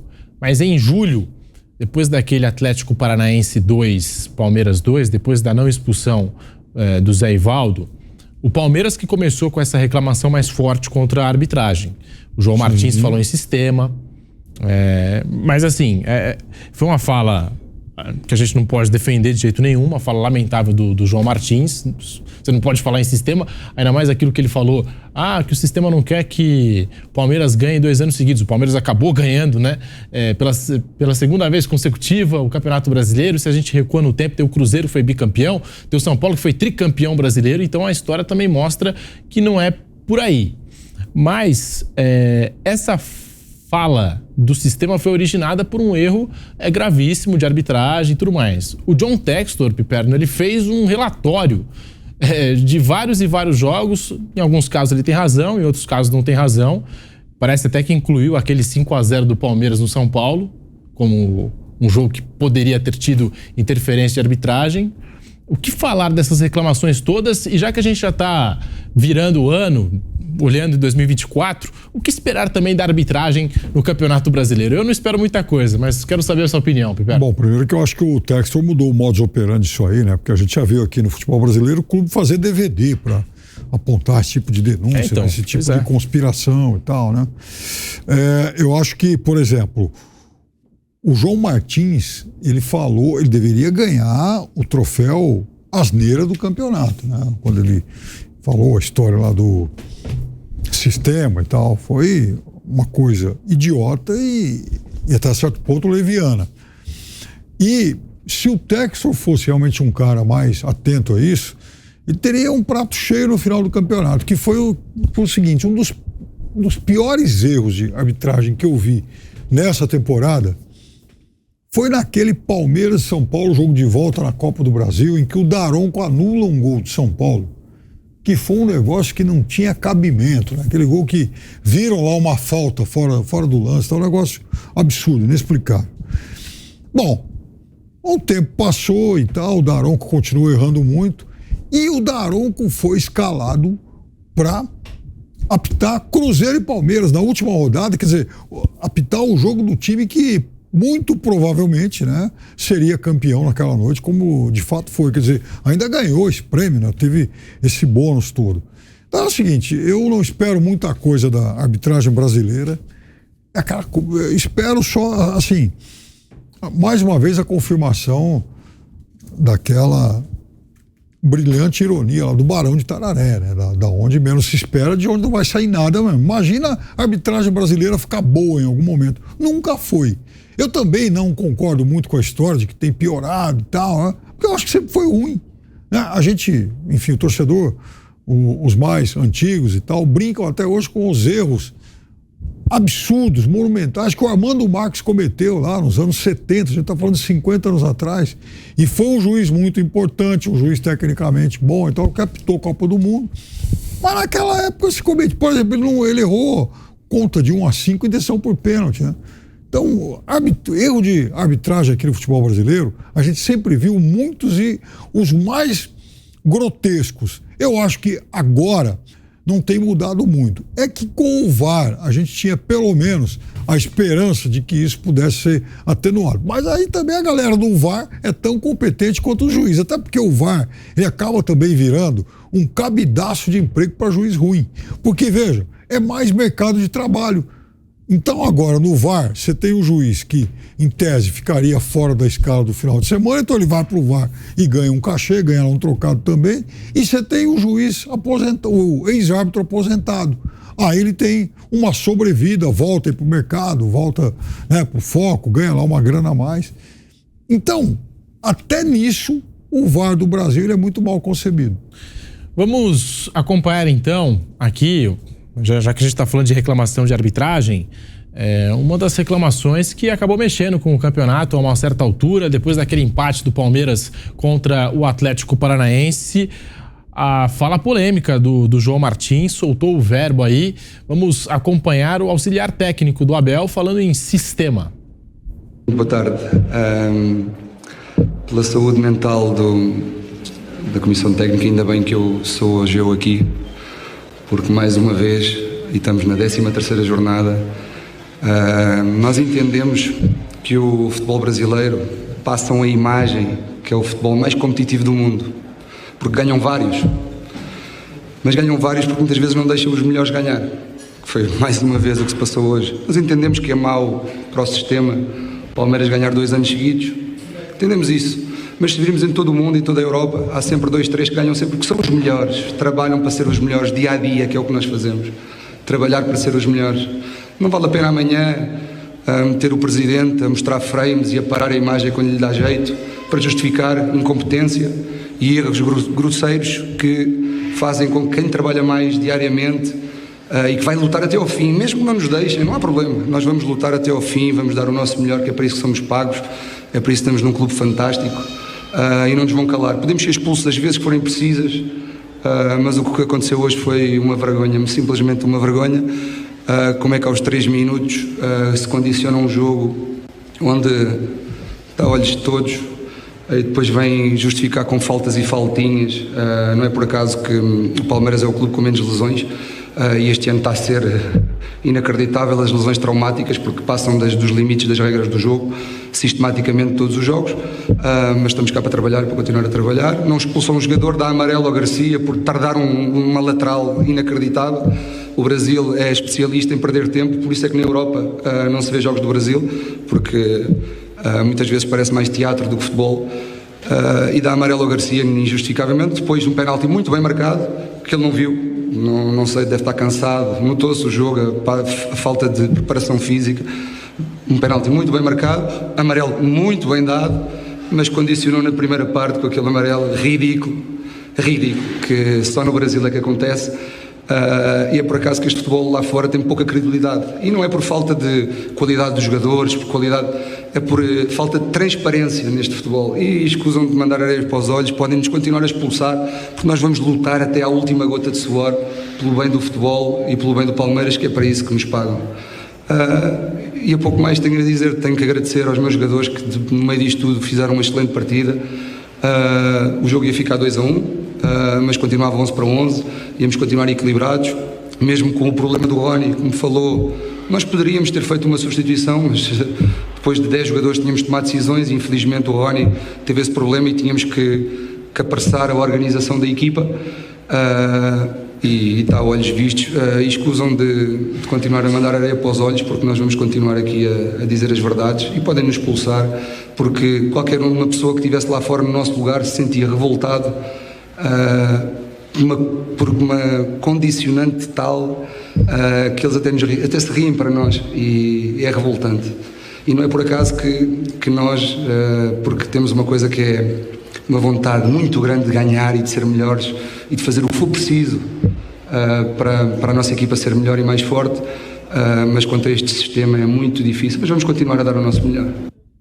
Tá aí o João Martins, Bruno Prado, a fala do sistema é lamentável, né? Porque se você tem algum tipo de comprovação, alguma prova, né? Até tudo bem, mas sem prova alguma acusar que existe um sistema contra o Palmeiras, e isso também dos 2 anos seguidos. O Palmeiras terminou o campeonato vencendo, levantou a taça, né? Bicampeão seguido aí do Campeonato Brasileiro. Fora, a gente citou aqui o Cruzeiro, citou também o São Paulo tricampeão. Foi algo que naquela altura mexeu bastante com o campeonato, essa fala do João Martins. Depois disso, o Palmeiras também adotou uma lei do silêncio, ficou vários jogos sem conversar com a imprensa. Mexeu com o campeonato essa fala do João Martins. Ele foi muito mal nessa fala. A reclamação era justa da não expulsão do Zé Ivaldo. Realmente foi um pênalti logo no início no Endrick, que o Zé Ivaldo vai com o cotovelo no rosto do Endrick ali. Acho que configurou uma agressão e não uma falta de jogo, era lance para cartão vermelho. Então, nesse ponto, ok, a reclamação era justa. Aí o problema é quando já vem para essa coisa, existe um sistema, não querem deixar o Palmeiras ser bicampeão. Aí é uma coisa que já é bem complicada. A arbitragem é ruim, mas esse tipo de reclamação, como o tal do relatório do texto, como o Felipão, mais ou menos na semana ali do João Martins, que o João Martins falou isso, o Felipão também falou, os caras lá de dentro mandam dar cartão pro Hulk. E vários, ou o Diego Costa falou alguma coisa também naquele Botafogo e Atlético que anularam um gol dele. Ele falou algo nesse sentido também. Estão querendo tirar ponto do Botafogo para equilibrar o campeonato, que o Botafogo estava com uma vantagem grande, um jogo que o Botafogo perde para o Atlético em Belo Horizonte. Então, são várias declarações colocando o campeonato sob suspeita de manipulação, sem nenhuma prova, sem nenhuma evidência, sem nada. Não tem. Se você faz uma acusação assim, você tem que falar: olha, é tal pessoa que está trabalhando contra a gente, ou essa pessoa entrou em contato com essa, eu tenho aqui áudio, print de conversa, algum documento, qualquer coisa. Mas não tem nada. E isso acontece toda hora, de alguém jogar isso no ar. Que aí fica difícil ter uma conversa séria sobre a arbitragem, que é um problema da qualidade. A arbitragem é ruim. E aí, quando fica cada um falando, tem um sistema contra o meu time, tem um sistema contra o meu, é tudo contra o meu time, aí ninguém discute sério uma melhora na arbitragem, que era uma coisa que todos os clubes deveriam discutir juntos, e não ficando nessa, ajudam o outro e prejudicam o meu, estão fazendo de proposta, é tudo contra o meu time. Aí não dá para você discutir seriamente. E acho que não há interesse em discutir seriamente um problema que é sério no futebol brasileiro, que é a qualidade da arbitragem, que é muito ruim. Só que aí cada um só quer tirar vantagem, só quer reclamar quando se sente prejudicado. Não há um debate sério. Não, a arbitragem é ruim, vamos sentar todo mundo aqui e conversar. O que a gente pode fazer? O que a gente pode sugerir? Não ficar nessa coisa, não, o seu que é ajudado, o meu é prejudicado. Aí você não vai para lugar nenhum. O João Martins transformou o erro em roubo, né? Basicamente, isso, né? Foi um erro que aconteceu e era justa a reclamação, mas aí daí a dizer que há todo um sistema contra o Palmeiras, aí já não faz nenhum sentido. E teve também o Renato Gaúcho naquele jogo Corinthians e Grêmio, jogo com vários gols em Itaquera, tudo mais. 4-4. Teve a não marcação de pênalti, né, do Yuri Alberto no jogo nesse jogo Grêmio e Corinthians, né? Já, se não me engano, nos acréscimos do segundo tempo. E o Renato disse que até mesmo o Stevie Wonder veria o pênalti não marcado. Muita gente, inclusive dentro do campo do próprio Corinthians, falou que foi muito pênalti. Eu duvido mesmo que alguém veja esse lance e fale que não foi pênalti. Eu procurei conversar com o árbitro depois do jogo e perguntei para ele por que ele não deu pênalti. Ele falou que o adversário estava com o braço para trás, é o árbitro de Copa do Mundo. Eu nem posso culpar o árbitro do jogo porque tem a ferramenta, tem o VAR. Então, o nosso presidente colocou muito bem, a CBF deveria divulgar o áudio desse lance. Eu gostaria de perguntar para o Emerson de Almeida Ferreira, que foi o árbitro do VAR, gostaria que ele viesse a público. Você nem pega público junto com ele, explica isso. Você não conhece todas as regras? Eu também conheço. Nós, do outro lado, conhecemos as regras também. Talvez muito mais do que vocês. Venha a público, explica isso. E olha que o árbitro do jogo esperou bastante para ele ter todo o tempo do mundo para analisar. Aliás, não precisava ter todo esse tempo do mundo. Em 3 segundos dava para ver que foi pênalti. E por isso nós poderíamos ir a 42 pontos, poderíamos encostar mais no Botafogo, ficaríamos a 9 pontos, ainda ter o confronto direto lá na frente. Quer dizer, é o que a gente fala, né? A gente está aqui ainda para brigar pelo título, mas fica difícil assim, fica difícil. Eu queria ver o CNM vir a público e explicar que não foi pênalti. E eu queria estar do teu lado, CNM, para a gente discutir, você falar de repente que não foi pênalti, e aí eu poder falar também, né? Fica difícil, né? O Brasil todo viu essa vergonha de hoje. O Brasil todo, todinho. E perguntar pro árbitro de vídeo o que ele aprendeu sobre as regras. Só ele viu que não foi pênalti. Só ele. Até o Steve Wonder acho que viu que foi pênalti. Para quem não conhece o Steve Wonder, ele é cego, viu? Até ele acho que poderia dar esse pênalti. Mas fazer o quê, né? E o detalhe, João Martins e Renato Gaúcho fizeram questão de lembrar que a CBF criou a sua central do apito, comandada por Wilson CNM, chefe da comissão de arbitragem. Mauro César, tá aí o Renato Gaúcho, o João Martins, o relatório do John Textor. O Textor que colocou ali os erros que prejudicaram o Botafogo, mas se o Flamengo for fazer o relatório dele, acho que vai colocar aquele lance do Richard Rios no Everton Ribeiro. Talvez o Palmeiras coloque aquela bola do Arthur, se entrou, não entrou. O Grêmio nesse lance do Yuri Alberto, que não foi marcado pênalti, enfim, acho que todo mundo perdeu e ganhou ponto. por causa dos erros da arbitragem, Mauro César. Algumas equipes são mais beneficiadas, outras são mais prejudicadas. No meio disso tudo tem uma outra questão também, que é a repercussão dos erros, né? Quando o erro da arbitragem ou o lance duvidoso beneficia determinadas equipes, a repercussão é maior. Porque outras torcidas não gostam daquele time, então elas começam a dar mais volume àquilo, né? E muita gente querendo engajamento embarca nessa onda também. Tem esse chorume da rede social também. O camarada não está preocupado com a informação correta, com nada. Ele quer engajamento, seja lá de onde for. Então tudo isso cria essa massa, né, do que não presta e turbinada por essas declarações. Algumas reclamações são absolutamente pertinentes, mas a maneira como a coisa é colocada, e a CBF é banana também. É banana. Eu acho que alguém que fala que tem um esquema deveria provar isso. Se não prova, a CBF deveria levar isso adiante de uma forma mais veemente, porque é muito sério. Você está colocando tudo em desculpa, em dúvida. Então podemos concluir então que o Palmeiras não ganhou um título legítimo, né? É isso que ele quer dizer? Que ele queria dizer? Porque se o campeonato tem um sistema, não sei o quê, então o Palmeiras ganhou no começo de dezembro um título que não foi legítimo. É isso? Eu acho que não. Eu acho que é legítimo. Mas o auxiliar técnico fala uma outra coisa. É um absurdo. Absurdo. Agora, o Renato, ele tinha razão ali reclamando. Mas no jogo de volta, o Corinthians também reclamou de arbitragem. O Corinthians também, não foi um lance tão escandaloso, mas teve lances no jogo em que o Corinthians venceu de 1-0, ainda assim reclamou da arbitragem do jogo com o Grêmio. E assim vai. É muito chato isso, sabe? É muito chato. Eu acho também que a gente dá muito espaço para isso. Antes que eu falo, a mídia. Dá muito microfone para esse pessoal, dá muita página de jornal, de site, muito espaço para ficarem falando esse tipo de coisa. Eu acho que esse é um outro problema, porque isso gera também audiência em alguns momentos.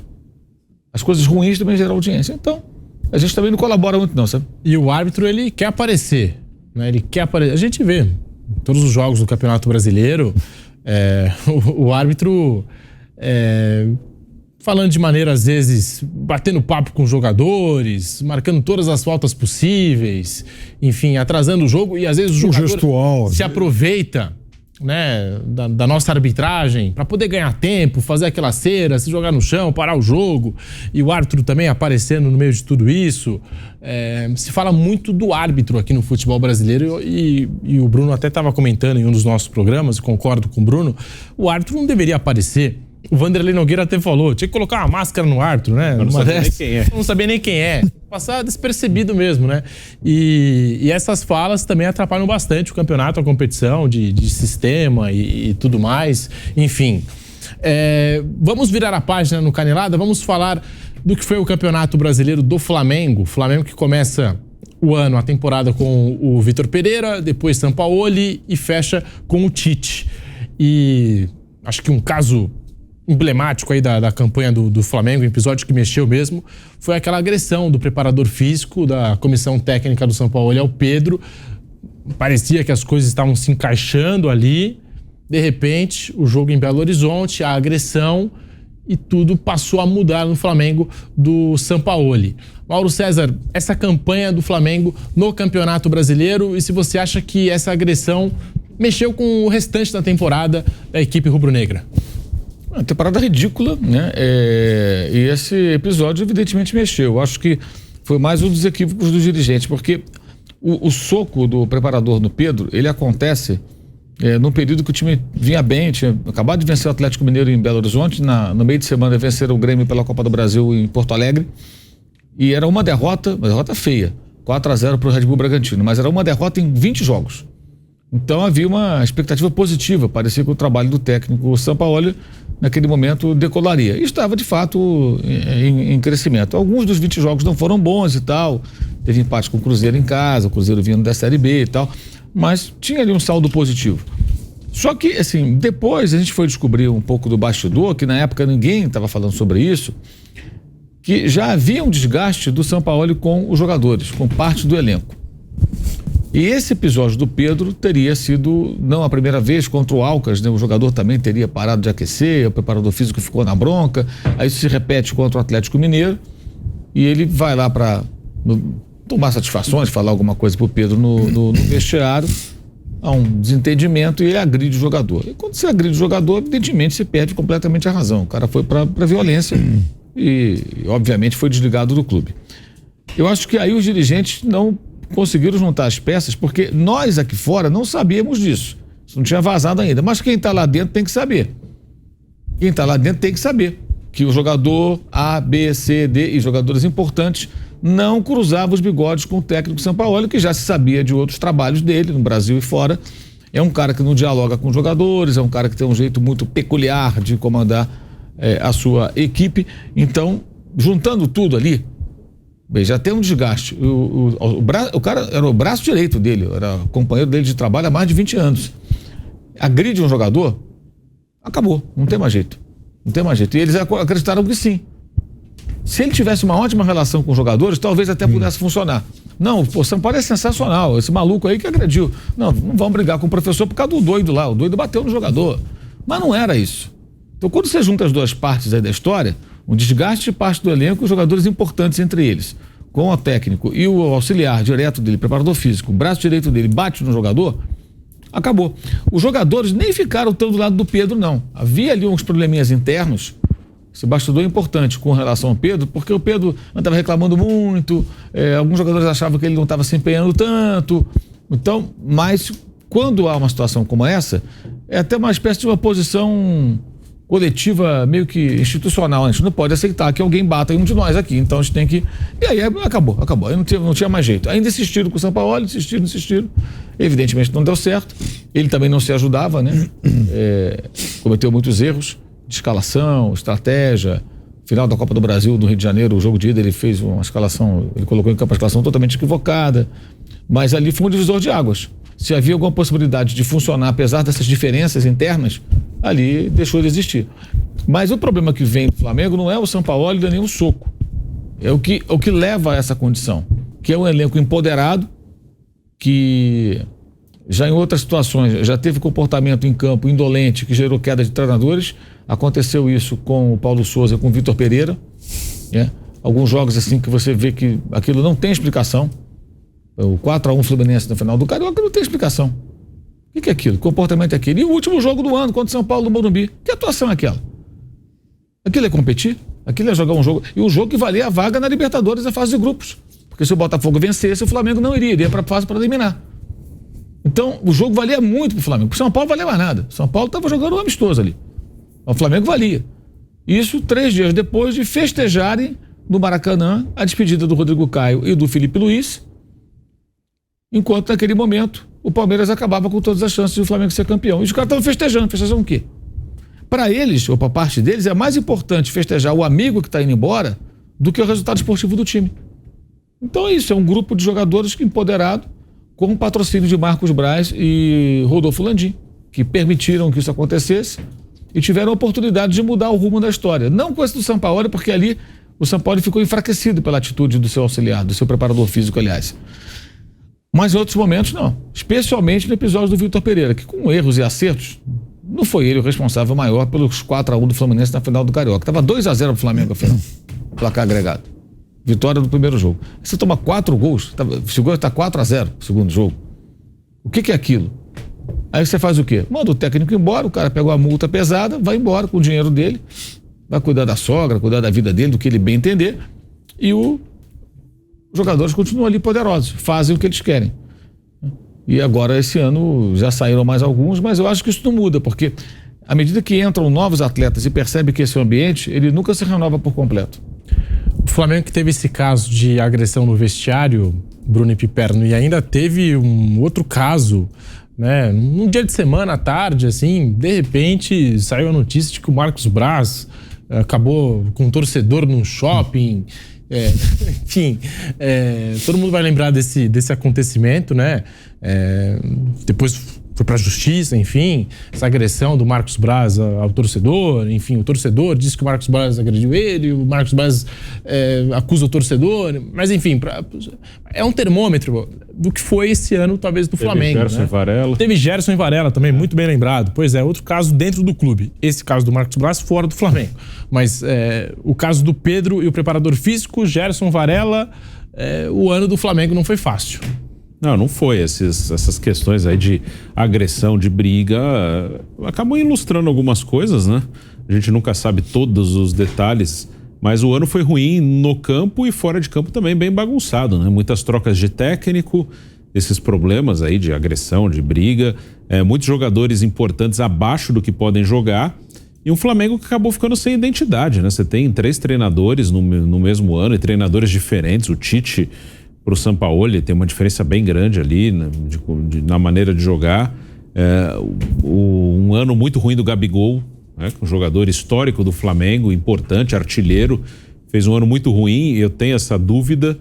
Acho que o 2024 do Gabigol é importante porque ele é um jogador novo ainda, o Gabigol é jovem. Tem essa dúvida, 2023 foi um ano ruim e ponto? E todo mundo pode ter um ano ruim, ano que vem ele retoma. Se ele fizer um segundo ano muito ruim, liga aí um sinal amarelo, aí até será que ele tá começando uma queda mesmo? E às vezes acontece, não só porque um jogador é mais velho, que no caso dele ainda é um jogador jovem. Às vezes é no mental, às vezes o cara não consegue mais manter a mesma concentração, enfim, eu acho que o 2024 é importante pro Gabigol. Se ele voltar ao normal, ok, foi um ano ruim, mas se não voltar, é uma preocupação. A Arrascaeta com muitos problemas físicos, o Everton Ribeiro, aí já é um jogador mais veterano, é um jogador que tem a queda, acho que também pela questão, por estar ficando mais velho, que é natural. Então foi um ano caótico do Flamengo, em todas as competições. O ano do Flamengo começa a ficar complicado no Mundial de Clubes, né? Que é lá no início do ano. Tem antes o jogo com o Palmeiras na Supercopa do Brasil, mas aí ok, um 4-3 foi até um jogo legal. E eu trato essa Supercopa quase como um amistoso e acho legal. Acho um jogo legal entre o campeão brasileiro e o campeão da Copa do Brasil. Normalmente é um jogo aberto, teve esse já 4-3 Palmeiras e Flamengo, teve já 2-2 Palmeiras e Flamengo, já teve 2-2 Atlético e Flamengo, até um jogo legal. Mas acho que onde as coisas começam a ficar complicadas é na derrota para o Hilal.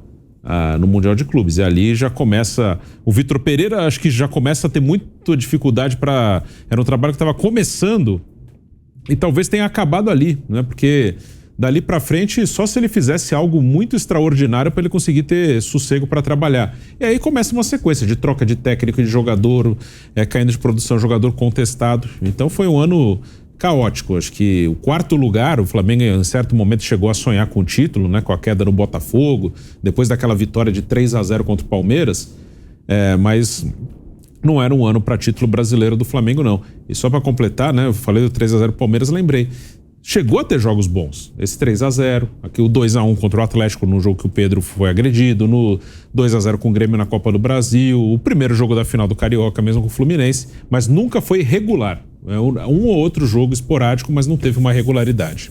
Piperno, o Flamengo ficou na 4ª colocação, 66 pontos, 19 vitórias, 9 empates, 10 derrotas, 56 gols marcados, 42 sofridos. O que falar dessa campanha do Flamengo no Campeonato Brasileiro, Piperno?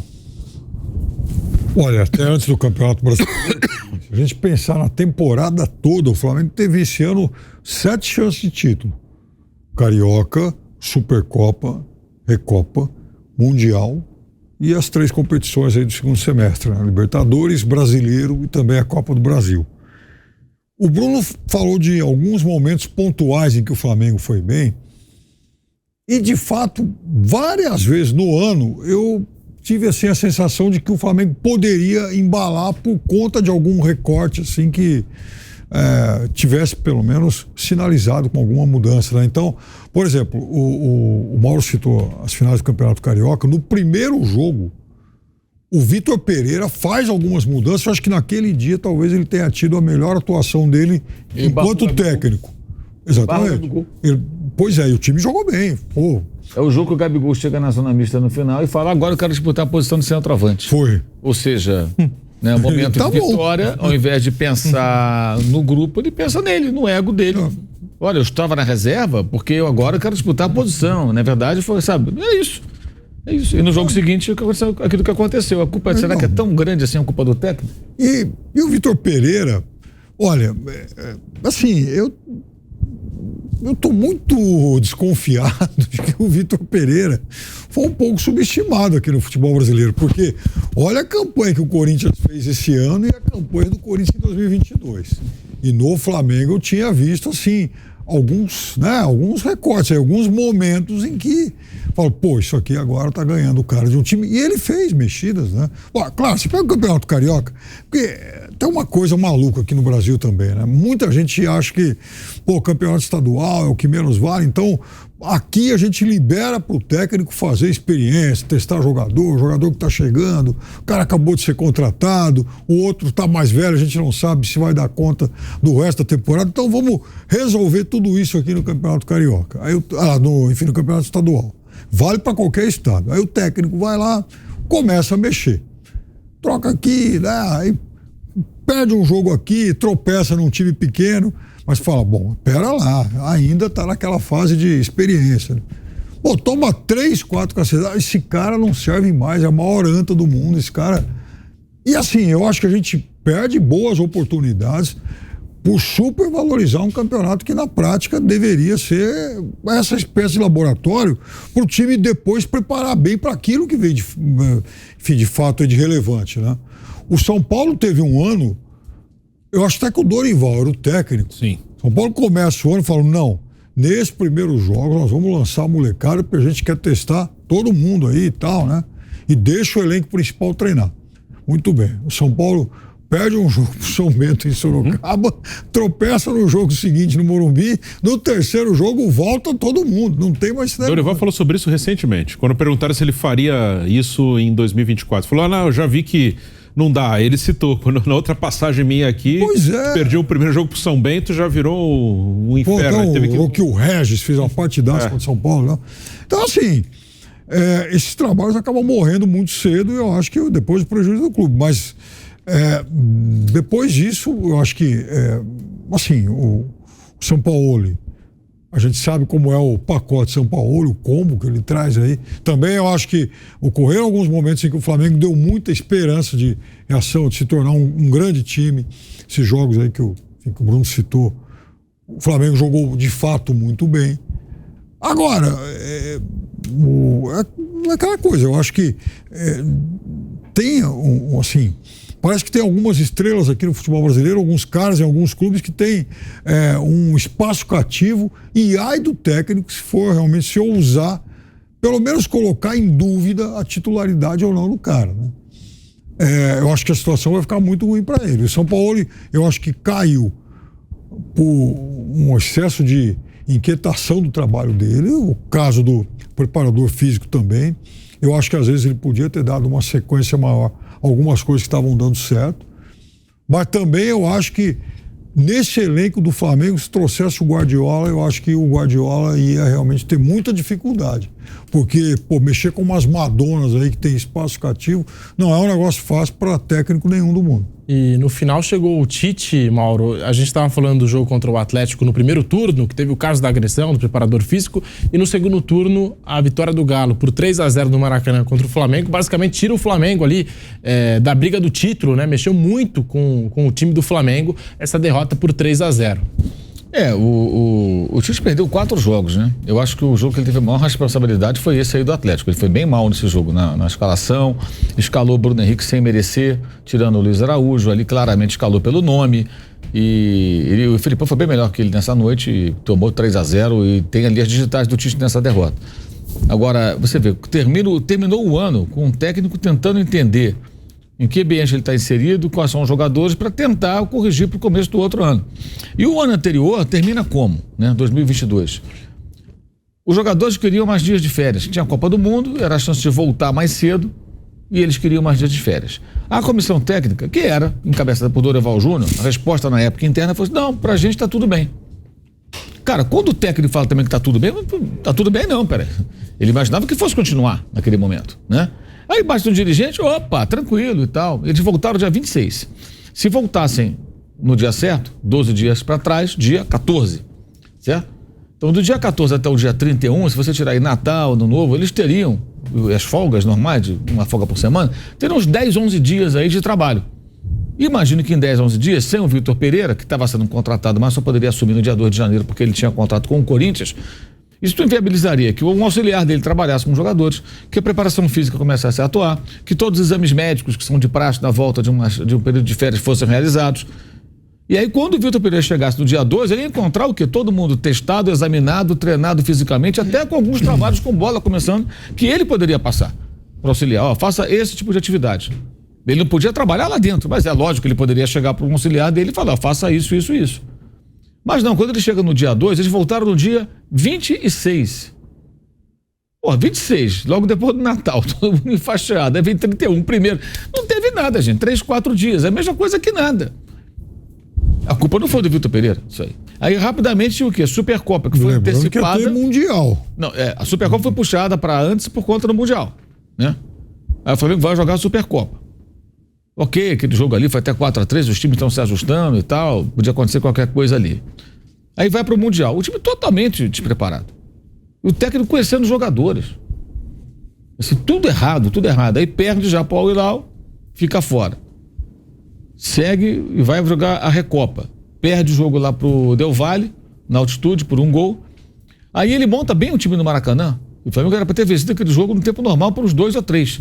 Perdeu um caminhão de gols, bola na trave. Ele montou bem a equipe, inclusive os 2 laterais atacando muito. Os 2 mandaram bola na trave naquele jogo. E faz um gol no final, perde nos pênaltis. Aí vai colecionando fracassos. Em certo momento, o Campeonato Carioca ganha uma importância maior. E o adversário é o Fluminense, que tinha derrotado o Flamengo no ano passado. E aí ele perde dessa maneira. Ele vai bem no primeiro jogo, 2-0, no segundo toma 4-1. Ali era o momento da diretoria, se fosse uma diretoria que não fosse subserviente ao elenco, de fazer o quê? Olha, vem cá, o técnico é ele, vamos identificar quem é que está com preguiça, e você tem que desligar 2 ou 3 jogadores, cara, não tem jeito, numa hora dessa. Botar para negociar, pode ser quem for. Mas não, você pega e manda o técnico embora. Ah, mas o jogador tem contrato, é caro, muito mais caro até uma temporada como essa. E reparem, o Flamengo teve atuações bizonhas com o Vitor Pereira, como essa, com o São Paulo, como os 4-0 do Bragantino, voltando de um período de data FIFA. Depois teve 3-0 do Atlético Paranaense e 3-0 do Cuiabá também. E com o Tite. Também, os 3-0 do Atlético, a derrota pro Grêmio, em 10 minutos o Flamengo tomou 3 gols, o Grêmio não tinha o Soares. A derrota do Maringá. Aí também. Foi com o Mário Jorge, até o interino teve todos. Então, assim, será que o problema estava no técnico? O Tite perdeu pro Santos também. Derrota pro Santos. Foi rebaixado. Que teve um homem a menos ali, o Gerson foi expulso e tomou o gol no final. Então você vê que realmente, com diferentes treinadores, cada um à sua maneira, perfis diferentes também, o time teve momentos assim. Então, a conclusão lógica, o problema maior não passa pelo treinador, passa pelo elenco. E por que existe esse elenco? Caro, o mais caro da América do Sul e que não dá esse retorno. Porque os dirigentes são paternalistas, são permissivos e subservientes. Subservientes ao elenco. Eles se curvam aos jogadores. E aí você tem no meio disso tudo o Gabigol terminando o campeonato como o pior atacante da Série A. Eu desafio qualquer um a apontar, no momento que terminou o campeonato, um atacante, naquele momento, com desempenho pior do que o do Gabriel. O pior atacante da Série A, nesse final do campeonato, era o Gabriel. E nesse campeonato brasileiro de reviravoltas, de emoção aí até o fim, o Palmeiras conquistou o título brasileiro, 4º título brasileiro do Palmeiras nos últimos 8 anos. Palmeiras campeão em 22, agora campeão em 23. Um time que já joga junto há muito tempo, um técnico que está comandando essa equipe há 3 anos e o Palmeiras fez a sua parte, fez por onde e garantiu o título do Campeonato Brasileiro 23. Bruno Prado? Mais um título, isso 4 em 8 anos, é uma coisa bem relevante, né? Demonstra como o clube se organizou e como é um clube com um time competitivo. Foi um campeonato diferente do ano passado, né? E fazendo uma comparação mais recente, com o mesmo técnico, com praticamente o mesmo elenco, né? Com muitos jogadores que estavam ano passado. Ano passado foi um domínio total do Palmeiras, 81 pontos, dessa vez ganhou com 70, né? Fez 11 pontos a menos e assumiu a liderança na reta final, depois da queda no Botafogo, mas outra vez se mostrou um time muito competitivo, um time que briga sempre pelo resultado, mesmo quando não joga bem. Alguns momentos que o Abel teve que modificar a maneira de jogar, né? Foi um time que teve momentos de instabilidade, chegou a ficar 5 jogos sem vencer em certo momento, com 2 derrotas para Bahia, Botafogo e 3 empates, e depois 4 derrotas seguidas no mesmo período ali da eliminação pro Boca, e naquele período das 5 jogos sem vencer, foi mais ou menos no período também que o time foi eliminado da Copa do Brasil pelo São Paulo. Então foram pelo menos 2 momentos de instabilidade, coisa que no ano passado não aconteceu. O time foi modificado, saíram 2 titulares importantes, Danilo e Scarpa, o Dudu se machucou, outros jogadores do elenco saíram, vários garotos ganharam espaço, mas foi um Palmeiras, acho que tem 2 pontos bem interessantes, né? Do time que é sempre muito competitivo, mesmo quando joga mal, é um time que cresce, que vai buscar resultados. O jogo com o Botafogo vai ficar como uma marca. Teve um jogo com Fortaleza também, que estava com 1 a menos, ficou 2 vezes atrás do placar e foi buscar o empate, que naquela ocasião foi um ponto importante para o Palmeiras, já na reta final do campeonato.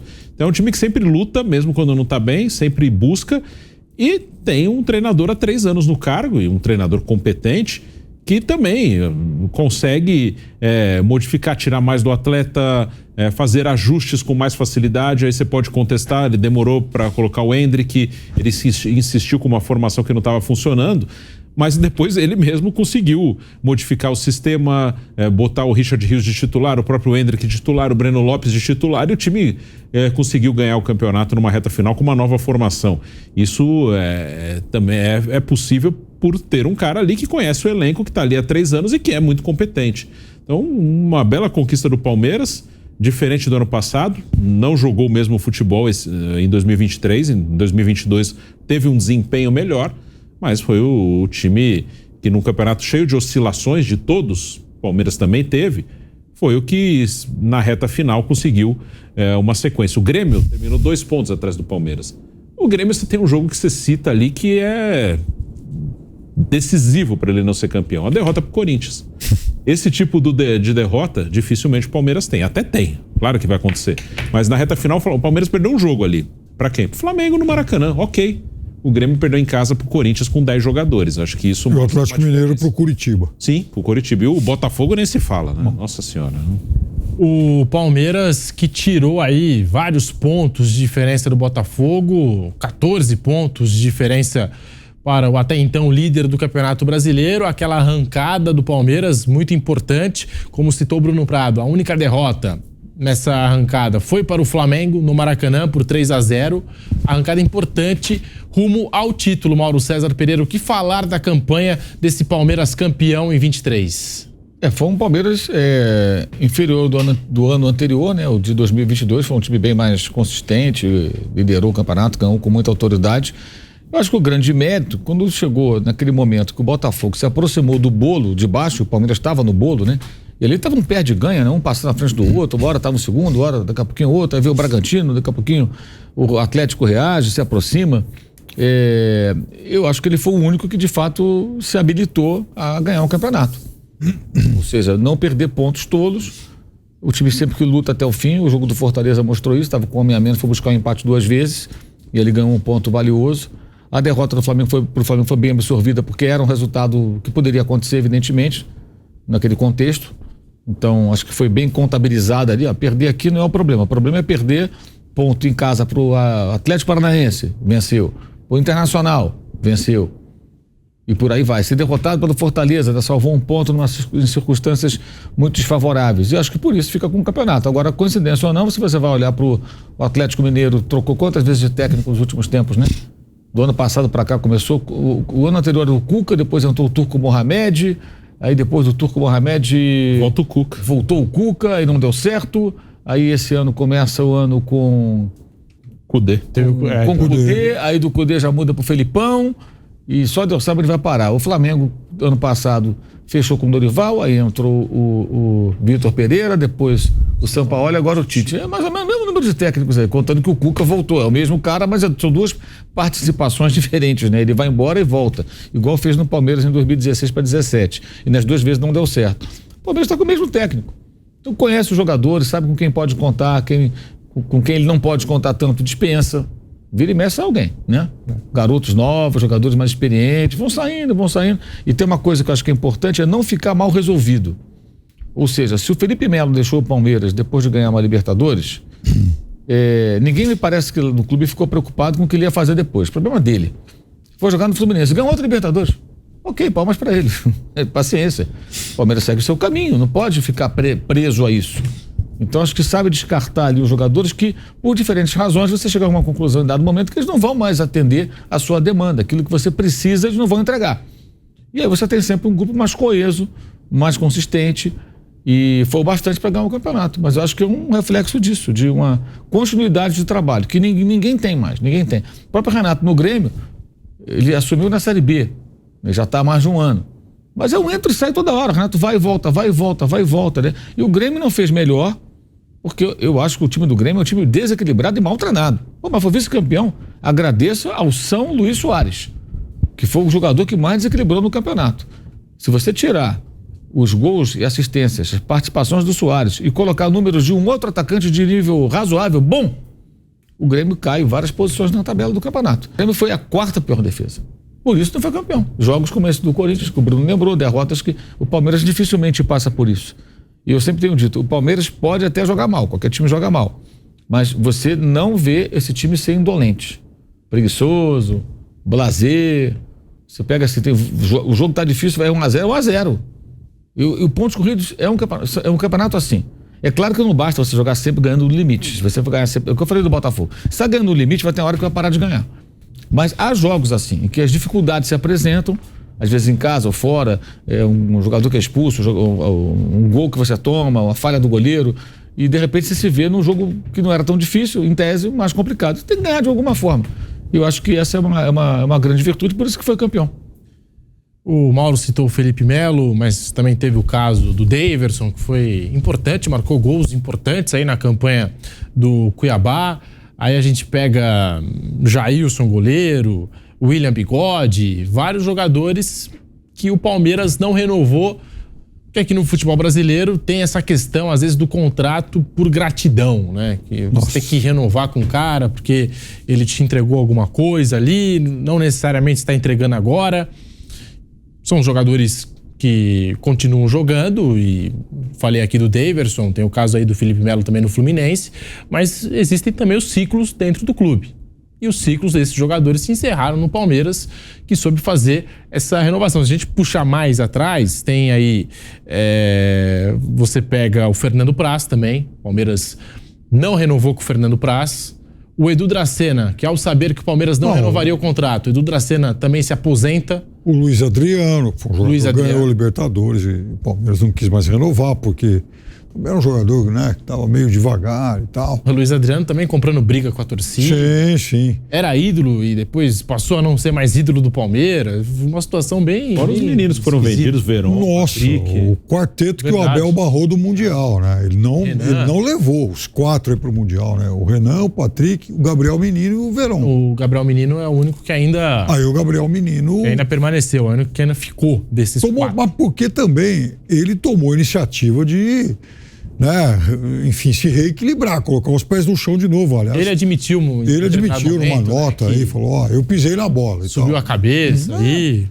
Chegou à seleção brasileira muito cedo, levado pelo Tite e tal. Agora, Pedrinho, tem uma outra coisa em relação a essa arrancada do Palmeiras no fim, que às vezes, ela é ofuscada por conta da reação em relação ao Botafogo. Porque, assim, o Palmeiras tirou uma desvantagem muito grande em relação ao Botafogo, mas todo mundo fez isso. E o Atlético Mineiro chegou a ter mais de 20 pontos atrás do Botafogo. Mas, na verdade, o Palmeiras ganha um campeonato jogando contra os outros 4. Porque o Palmeiras, ele ficou enroscado, embolado naquele bloco lá que tinha Flamengo, Grêmio, Atlético Mineiro e Bragantino o campeonato inteiro. O Palmeiras, em momento algum, ele conseguiu abrir muito desses aí. E houve, aliás, né, em alguns instantes, o Palmeiras chegou, inclusive, a ser o 6º colocado. Lá uma rodada, 2 e tal. Mas, assim, nada muito atrás. Vai ficar 1 ponto, 2, 3. Aí, na rodada seguinte, o outro perdia, o Palmeiras ia lá, recuperava e tal. Mas no momento em que também se identifica que o Botafogo tinha entrado em queda livre, aí o Palmeiras dá a arrancada final. Nos 11 jogos finais, o Palmeiras ganhou 8, empatou 2 e só perdeu para o Flamengo do Rio.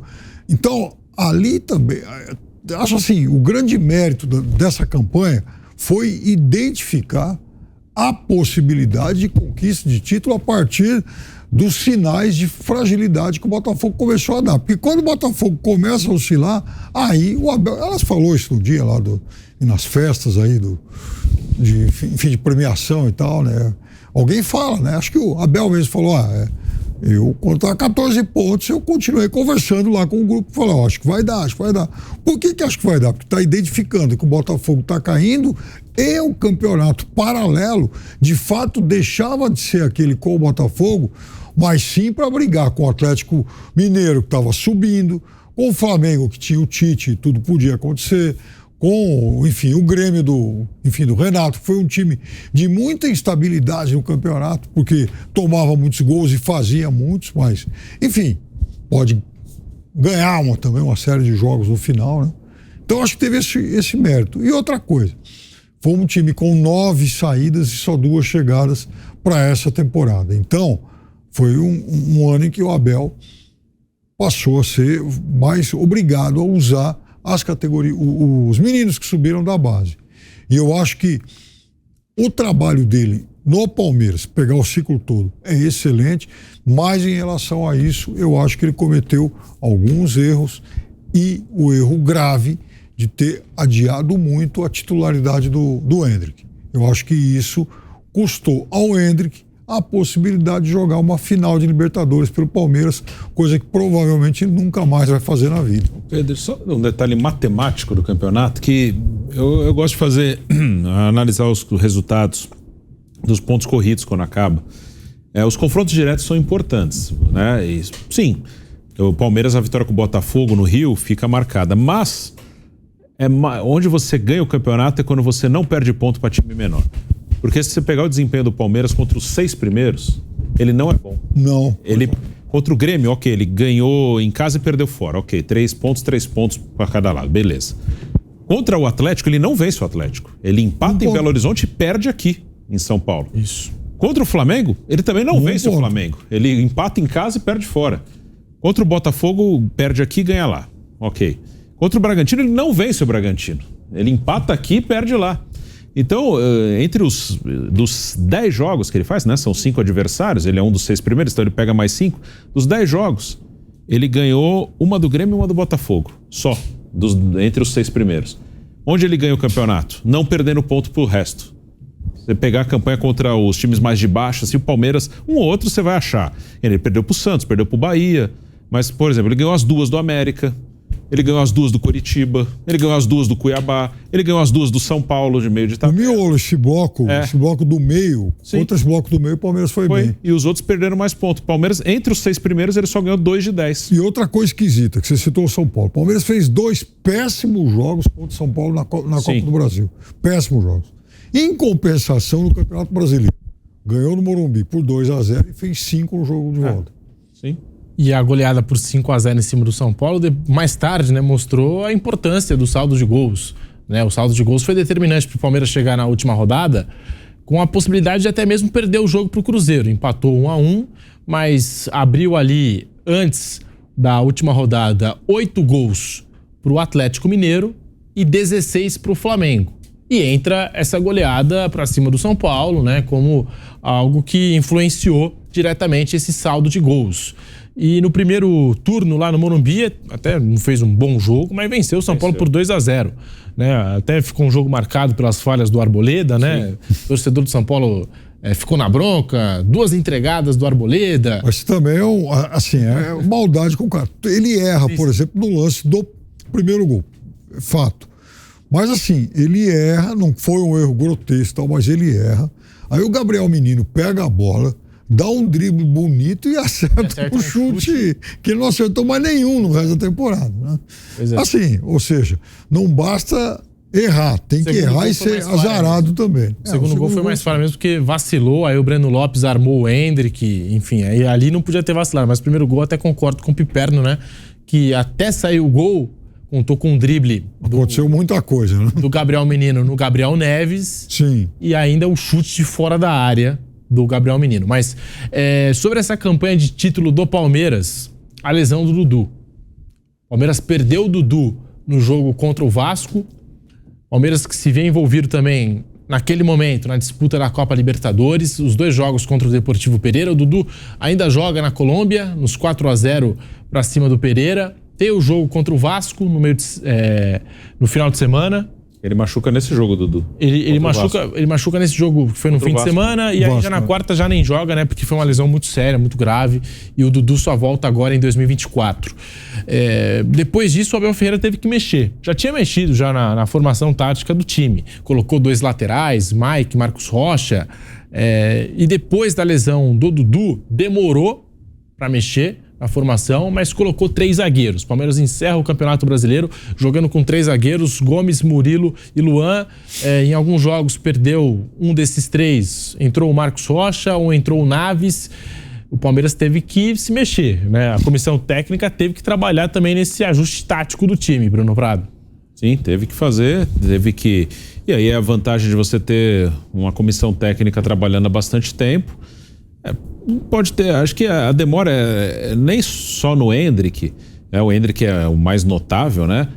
Acho que foi assim, ele fez uma formação que ele insistiu, acho que por 8 jogos, e poderia ter desistido antes, porque não estava funcionando, mas enfim, acontece, né? Foi o Arthur na esquerda, o Mike na direita. Até nos jogos com o Boca já tinha um ensaio dos 3 zagueiros. Nos jogos com o Boca, o Marcos Rocha fica ali de terceiro, com o Mike e o Piquerez nas alas, e o Arthur não jogou na ponta esquerda contra o Boca. Ele faz uma dupla de ataque com o Rony. Sim. Mas ali o Arthur não estava bem, o Rony também teve uma queda e os dois acabam saindo da equipe. Mas o Abel consegue ajustar e o Palmeiras, na reta final, faz uma grande campanha aí no final, só perde o jogo pro Flamengo e acaba campeão. Então, é uma adaptação, como o Abel já fez outras adaptações no time, já usou o Scarpa de ala esquerdo na final de Libertadores contra o Flamengo, adaptou o Zé Rafael como primeiro volante durante boa parte dessa temporada. Tem várias, né? Ele tá aí há bastante tempo, o Veiga mais atrás, mais à frente, um cara que, por estar aí há muito tempo e conhecer o elenco, ele acaba muitas vezes encontrando soluções que outros técnicos acho que teriam mais dificuldade porque não conhecem tão bem o elenco quanto ele. O Abel Ferreira, que com esse título do Campeonato Brasileiro ultrapassou o Vanderlei Luxemburgo, se consolidou como o segundo técnico com mais títulos na história do Palmeiras, 9 títulos ao todo, sendo 2 Libertadores. A gente tem até a arte aí na tela para você que nos acompanha por imagens aqui na TV Jovem Pan News, também pelo canal do YouTube Jovem Pan Esportes. Está aí, 2 Libertadores, 2 Campeonatos Brasileiros, 2 estaduais, uma Copa do Brasil, Recopa Sul-Americana e a Supercopa do Brasil. São títulos do Abel Ferreira. Igualzinha a do ano passado. Claro que, enfim, futebol jogado em 2022 para mim foi a melhor, enfim, o melhor desde que o Abel chegou e tal. A gente já falou bastante disso. Mas o ano passado também ganhou Campeonato Paulista, Campeonato Brasileiro e a Copa, né? O ano passado foi a Recopa, agora foi a Supercopa. Eliminado pelo São Paulo na Copa do Brasil e eliminado na semifinal de Copa Libertadores. Ficou assim, rigorosamente igual, embora o futebol tenha caído esse ano. Ô Piperno, até em cima disso, queria saber a sua opinião, porque eu acho que esse é um assunto muito particular, porque vai ter torcedor do Palmeiras que vai apontar o Abel Ferreira como o maior técnico da história do clube, por esses 3 anos, 9 títulos. Ele é o segundo técnico com mais títulos na história do Palmeiras, só perde para o Oswaldo Brandão, mas já é o maior técnico do Palmeiras quando a gente fala de uma passagem só. Conquistou 9 títulos numa passagem só, nenhum técnico conseguiu 9 títulos em uma só passagem pelo Palmeiras. Vai ter torcedor que vai lembrar do Vanderlei Luxemburgo, do time do Luxemburgo, do time do Felipão, e vai ter gente que vai recuar mais no tempo, vai puxar a época do Ademir da Guia. O Palmeiras teve jogadores fantásticos na sua história, as academias e tudo mais. Tem essa questão do futebol bonito, do futebol eficiente. Eu acho que o Abel Ferreira entra mais na categoria futebol eficiente, não necessariamente bonito, maior parte do tempo. Tudo isso influencia nessa análise. Mas você coloca o Abel Ferreira como o maior técnico ou está entre os maiores técnicos da história do Palmeiras? Esse negócio de falar o maior, o melhor e tal é sempre complicado, né? Eu acho que ele é um dos mais importantes, sem dúvida nenhuma, e é o mais vencedor. Os números que você deu aí. O que mais me encantou até hoje foi o Luxemburgo dos anos 90. Palmeiras de 93, 4 e especialmente aquele de 6, um time que ganhava, dava espetáculo e tal. Também tinha um outro padrão de elenco Veja, o Palmeiras tinha, sei lá, o Rivaldo, que algum tempo depois foi o melhor do mundo. Tinha lá o Djalminha, tinha lá o Edmundo. Então, tinha... Ele chegou a ter, por exemplo, o Roberto Carlos, Cafu. Olha quanta gente que foi campeão do mundo. Fantásticos, né? Aí que o Palmeiras então, teve. Também era um outro padrão de elenco. De qualquer forma, ele consegue marcas excepcionais. Quer dizer, ele é o mais ganhador. Agora, qual vai ser o tamanho dele na história do Palmeiras, a gente vai ver depois. E uma outra coincidência que ocorreu nesse finalzinho de campeonato é que, levantado, aliás, pelo jornal o Estado de São Paulo, Palmeiras ganha esse campeonato brasileiro. Foi o primeiro título do Palmeiras no estádio que o Palmeiras ajudou a inaugurar. O Palmeiras faz o segundo jogo da história do Mineirão em 65. Claro que é outra versão do Mineirão, mas enfim. O estádio tinha sido inaugurado num amistoso da seleção mineira contra o River Plate. E no jogo seguinte, o Palmeiras vestindo a camisa da seleção brasileira contra o Uruguai. Depois, o Palmeiras jogou lá, claro, centenas de vezes e tal, mas essa foi a primeira vez em que o Palmeiras conquistou um título lá. Essa foi uma outra coincidência desse último título. E o elenco do Palmeiras, a gente está falando do Dudu, que agora é o jogador com a maior quantidade de títulos, se juntou ao Junqueira, ao Ademir da Guia. A gente está falando do Gustavo Gomes, que agora é o capitão da história do Palmeiras com a maior quantidade de títulos. O jogador com mais minutos em campo no mundo na temporada 2023. Isso é um problema. Esse tipo de marca que o Palmeiras andou batendo, por exemplo, o Everton foi o goleiro que mais vezes jogou. Isso também mostra que, assim, alguns jogadores foram sobrecarregados esse ano. E o Gomes não fez um bom ano. Não fez um bom ano. Quer dizer, no jogo contra o Boca aqui em São Paulo, o Gomes toma um drible do Merentiel no lance do gol. Vejam só que desproporção, né? E dos destaques individuais desse Palmeiras, falando do elenco, né, citei o Gustavo Gomes, né, com essa marca importante, o Dudu, tem o Mike, que ganhou a posição de titular. Acho que o Mike fez um ano muito regular. Muito o Piquerez também, acho que... jogaram bem. Mike e Piquerez jogaram super bem. Piquerez talvez tenha sido o jogador mais regular desse Palmeiras. Tem o Zé Rafael, que acho que na ausência do Danilo, acabou se destacando nesse meio de campo.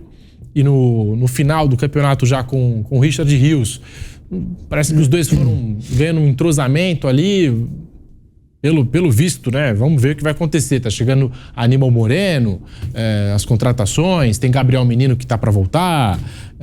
O Palmeiras tem muitas opções ali para volância, mas terminaram o ano Richard Rios e Zé Rafael.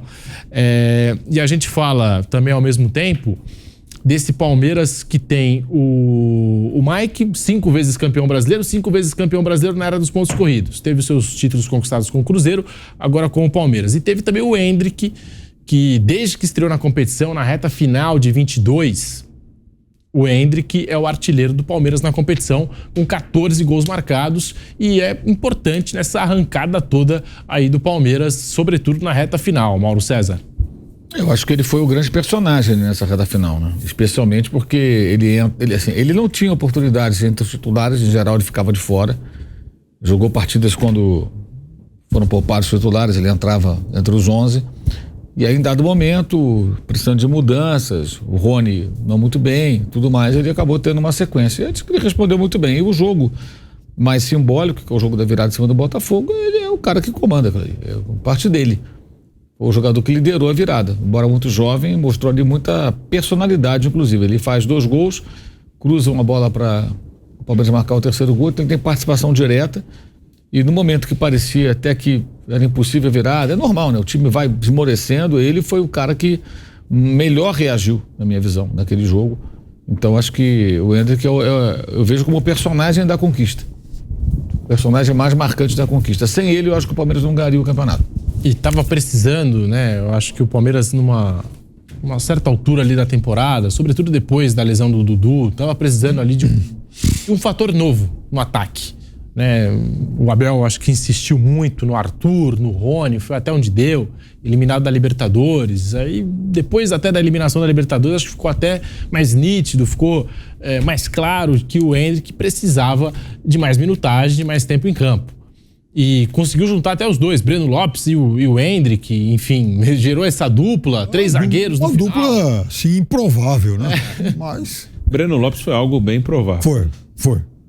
Essa dupla Breno Lopes... Bem ou mal, ajudou. Ajudou. E Hendrick, ele marca o gol contra o Fluminense, né?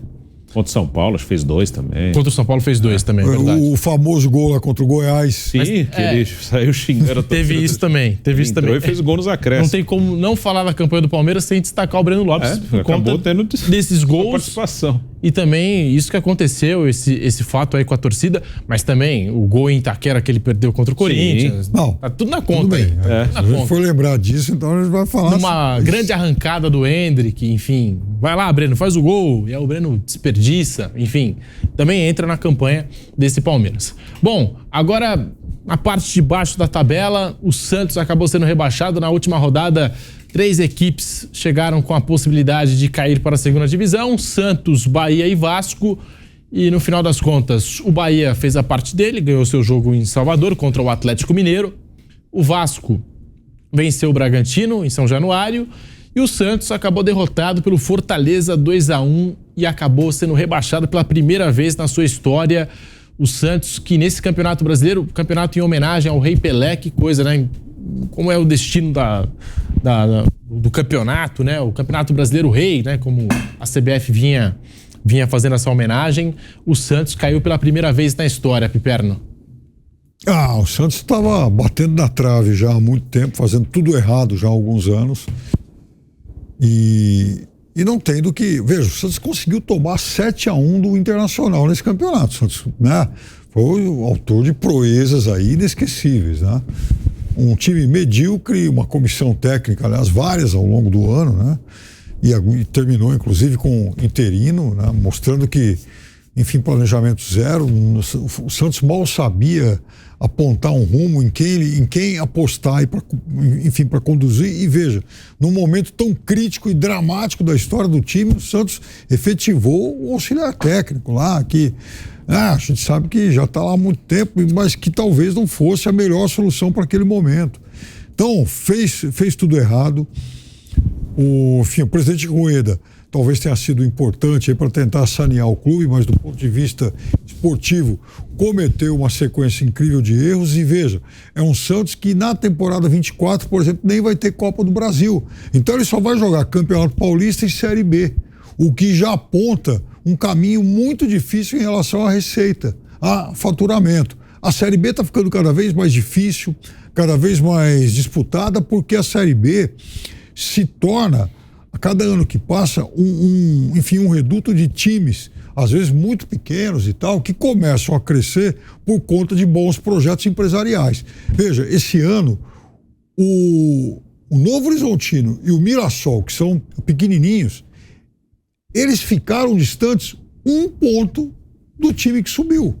O ano passado, o Vasco foi jogar o acesso dele na última rodada contra o Ituano. Então, o Santos vai enfrentar, além desses times pequenos que estão cada vez mais bem estruturados, um Ceará que continua lá, um Sport Recife, que são times importantes. Então vai ser uma Série B muito complicada, principalmente para quem vai jogar totalmente sem grana. O que o Sport vai jogar a Copa do Brasil, o Ceará vai jogar a Copa do Brasil e tal, e o Santos não. E esses times que caíram com o Santos, os 3 são times acostumados a essa rotina. América, Goiás, Coritiba, eles entram no campeonato sabendo que a luta é para não cair, e se cair, ok, é do jogo. A minha vida é essa. Sim. Eu vou cair e vou tentar subir de novo. No mundo inteiro existem times assim, e esses 3 são. Então, além desses 2 que você citou, querem subir, Sport e Ceará, que caso se organize... O Sport começou bem a temporada, depois caiu. O Ceará foi uma confusão só. Mas se conseguirem se organizar direitinho, e realmente se forem competitivos, você pega esses 2, mais os 3 que caíram... São 5. Já são 5 times. E outros eventuais, como o Vila Nova quase subiu, que foi meio que surpreendente. É complicado. É bem difícil. O Santos não tem essa experiência, né? Tem isso. Eu estava vendo aqui os últimos 6 jogos do campeonato. O Santos fez 5 pontos. O Botafogo fez 5 pontos também. Aí você pega o Vasco, fez 8, o Bahia fez 7, o Cruzeiro fez 10. Daí é a explicação. O Cruzeiro fez o dobro de pontos nos 6 últimos jogos. O Santos faz 5 pontos nos últimos jogos, os 6 últimos jogos, e nos 5 últimos ele empatou 12 e perdeu 3. Então, assim, na reta final mesmo, o Santos Ele até deu uma reagida depois da goleada, ficou invicto vários jogos, mas no sprint final ali a coisa realmente complicou. E vai ser bem difícil, não só pela dificuldade financeira. Venceu o Palmeiras, chegou a vencer o Palmeiras e o Flamengo. E venceu o Flamengo. Venceu o Flamengo. Pois é, agora o que ocorre? É um clube que eu acho que ele nunca se imaginou na Série B. Tem isso. Porque os únicos grandes não rebaixados são São Paulo, Flamengo e o Santos era até agora no final do ano. Acho que o santista, ele tá sentindo que o risco existe, mas ele nunca se imaginou lá. É um choque, é um impacto muito forte. Tipo, de repente, eu estou na Série B. E agora? Porque é uma das poucas coisas que o torcedor do Santos podia se agarrar. Porque o Santos hoje em dia, ele não é competitivo, ele não tem perspectiva de montar um time forte. Haja água da vila, né? O pessoal brinca, né? Para revelar jogador, não dá. Porque assim, quando revela, já tem que vender rápido. Vendeu o menino David Washington, no meio do... O moleque fez 2, 3 gols, já foi para a Europa. O Chelsea veio e levou, e o Marcos Leonardo quase foi durante o campeonato. O Ângelo foi também, quer dizer, ele não consegue segurar esses garotos, ele vende, não consegue contratar ninguém, contrata mal, muitas vezes, vai virar SAF, vai fazer o quê com o Santos? E a Vila Belmiro vai entrar em obra? Tem um projeto, vamos ver se vai andar. Tem isso, então pode ainda ficar sem a Vila Belmiro. Aí vai ter que jogar em outro lugar. Na capital, era ótimo poder jogar no Pacaembu, mas como é que vai ser esse novo Pacaembu? A gente não sabe também, vai ser grama artificial, né? Inclusive, grama sintética. Então o Santos pode ficar até sem a sua referência ali do seu alçapão, onde ele costuma fazer a diferença muitas vezes. Vai ser uma experiência muito, muito difícil. E essa loucura de não jogar nem a Copa do Brasil. Sem Copa do Brasil. E seria o único ponto de contato com todos os grandes, eventualmente. Vai jogar só o Paulista. Essa é uma diferença que nenhum outro grande enfrentou. Exatamente. Sempre tinha a Copa do Brasil. O Corinthians, quando caiu, ele foi à final contra o Sport. Perdeu pro Sport, mas disputou a final. No ano seguinte foi de novo e ganhou a Copa do Brasil. E o Santos não vai jogar nem a Copa do Brasil. O único contato com os times de Série A vai ser no Paulista, quando vai enfrentar aí alguns dos integrantes da Série A. Que tá lá o Bragantino, o Palmeiras, o São Paulo e o Corinthians. E pouquíssimas viagens, né, Bruno? Você levantou esse dado, pouquíssimas viagens, já que não vai jogar a Copa do Brasil. Vai ter o Paulistão, né, aqui no estado de São Paulo, e na Série B também os times paulistas. Vai ser quase um ano todo em São Paulo, que o Paulista é, obviamente, em São Paulo. Na Série B serão 7 times paulistas, o Santos e mais 6. Então ele vai jogar 19 jogos em casa, como mandante. E dos 19 como visitante, ele joga 6 no estado de São Paulo. Então ele vai jogar 25 de 38 jogos no estado de São Paulo na Série B. Ele vai jogar 13 jogos só fora de São Paulo o ano inteiro. Porque não tem Copa do Brasil, não tem Sul-Americano, não tem nada. Então o Santos jogará só 13 jogos fora do estado. Isso é uma coisa mais preocupante ainda, porque você pega o retrospecto recente do Santos em Campeonato Paulista, aí você, enfim, procura lá... Nos últimos 3 anos não passou da fase de grupos. Então, exatamente. Aí o Santos pega Botafogo, Ribeirão Preto, Ponte Preta, Mirassol, Novo Horizontino, Guarani... Tudo jogo difícil. Agora, em 2023 ainda, chegou a última rodada jogando com Ituano e Itu, se vencesse passaria, porque o Botafogo perdeu pro São Paulo, tomou 3-0 em Itu e ficou fora. E agora, sem a receita da Copa do Brasil, sem a receita de Série A, num cenário desse, é óbvio que tem que fazer um time mais barato. Já tem isso. Não tem como montar um time forte. O Corinthians, de novo, citando, quando caiu, contratou o técnico do Grêmio, vice-campeão da Libertadores, o Mano Menezes, né? E contratou jogadores. O Corinthians tinha um time de Série A na Série B.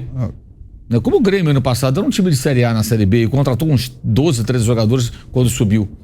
Então é uma outra condição, porque o Corinthians conseguia fazer isso e o Grêmio pôde fazer. Agora o Santos não vejo como. O Santos antecipou cota de TV. Não vai ter dinheiro e não tem. E a Copa do Brasil, bem ou mal, você passa por algumas fases ali, você tem um cara bem igual para receber. Sim. Nem isso vai ter. Direito de televisão, nada. E fica essa preocupação aí, então, com o ano de 2024 do Santos, pouquíssimas viagens, né? Apenas 13 viagens, contando aí a Série B para essa equipe do Peixe. Primeiro rebaixamento na história. Santos também teve muitos técnicos ao decorrer do Campeonato Brasileiro, né? Porque começou com o Odair Hellmann, depois Paulo Turra, durou 43 dias, Diego Aguirre, apenas 5 jogos, e Marcelo Fernandes. E o Marcelo Fernandes foi efetivado, mas também nos primeiros jogos dele, ele resistiu ali a uma queda, uma contratação de outro técnico, enfim, podia ter sido trocado até depois do 7-1 do Internacional. Ele saiu do clube, aí voltou, aí assumiu, ele estava fora do clube um tempo aí. É verdade. E o Marcelo Fernandes, na história mais recente do Santos, é aquilo, né? A fase tá ruim, chama o Marcelo. O Marcelo levanta o time, né? O bombeiro, né? Sempre levanta o Santos, tudo mais. O torcedor sempre teve um carinho especial com o Marcelo Fernandes. Turra 7 jogos, Aguirre 5. Independente das escolhas foram boas, ruins. Um técnico durou 7 jogos, outro durou 5. É uma coisa... Sim, como é que você contrata o cara e dá 7 jogos para um e 5 pro outro? Não dá. O momento que o Santos precisava de estabilidade, não de instabilidade, né? Contratou o técnico e já demitiu, e já veio outro. Enfim, o Santos na Série B só vai ter o Paulista e a Série B para disputar em 2024. E estamos encerrando por aqui o Canelada Especial Campeonato Brasileiro. E aí em 2024 tem muito mais. E você confere tudo aqui no microfone da PAN. Muito obrigado, Mauro César, Piperno, Bruno Prado. A gente vai ficando por aqui com o Canelada. Tamo junto.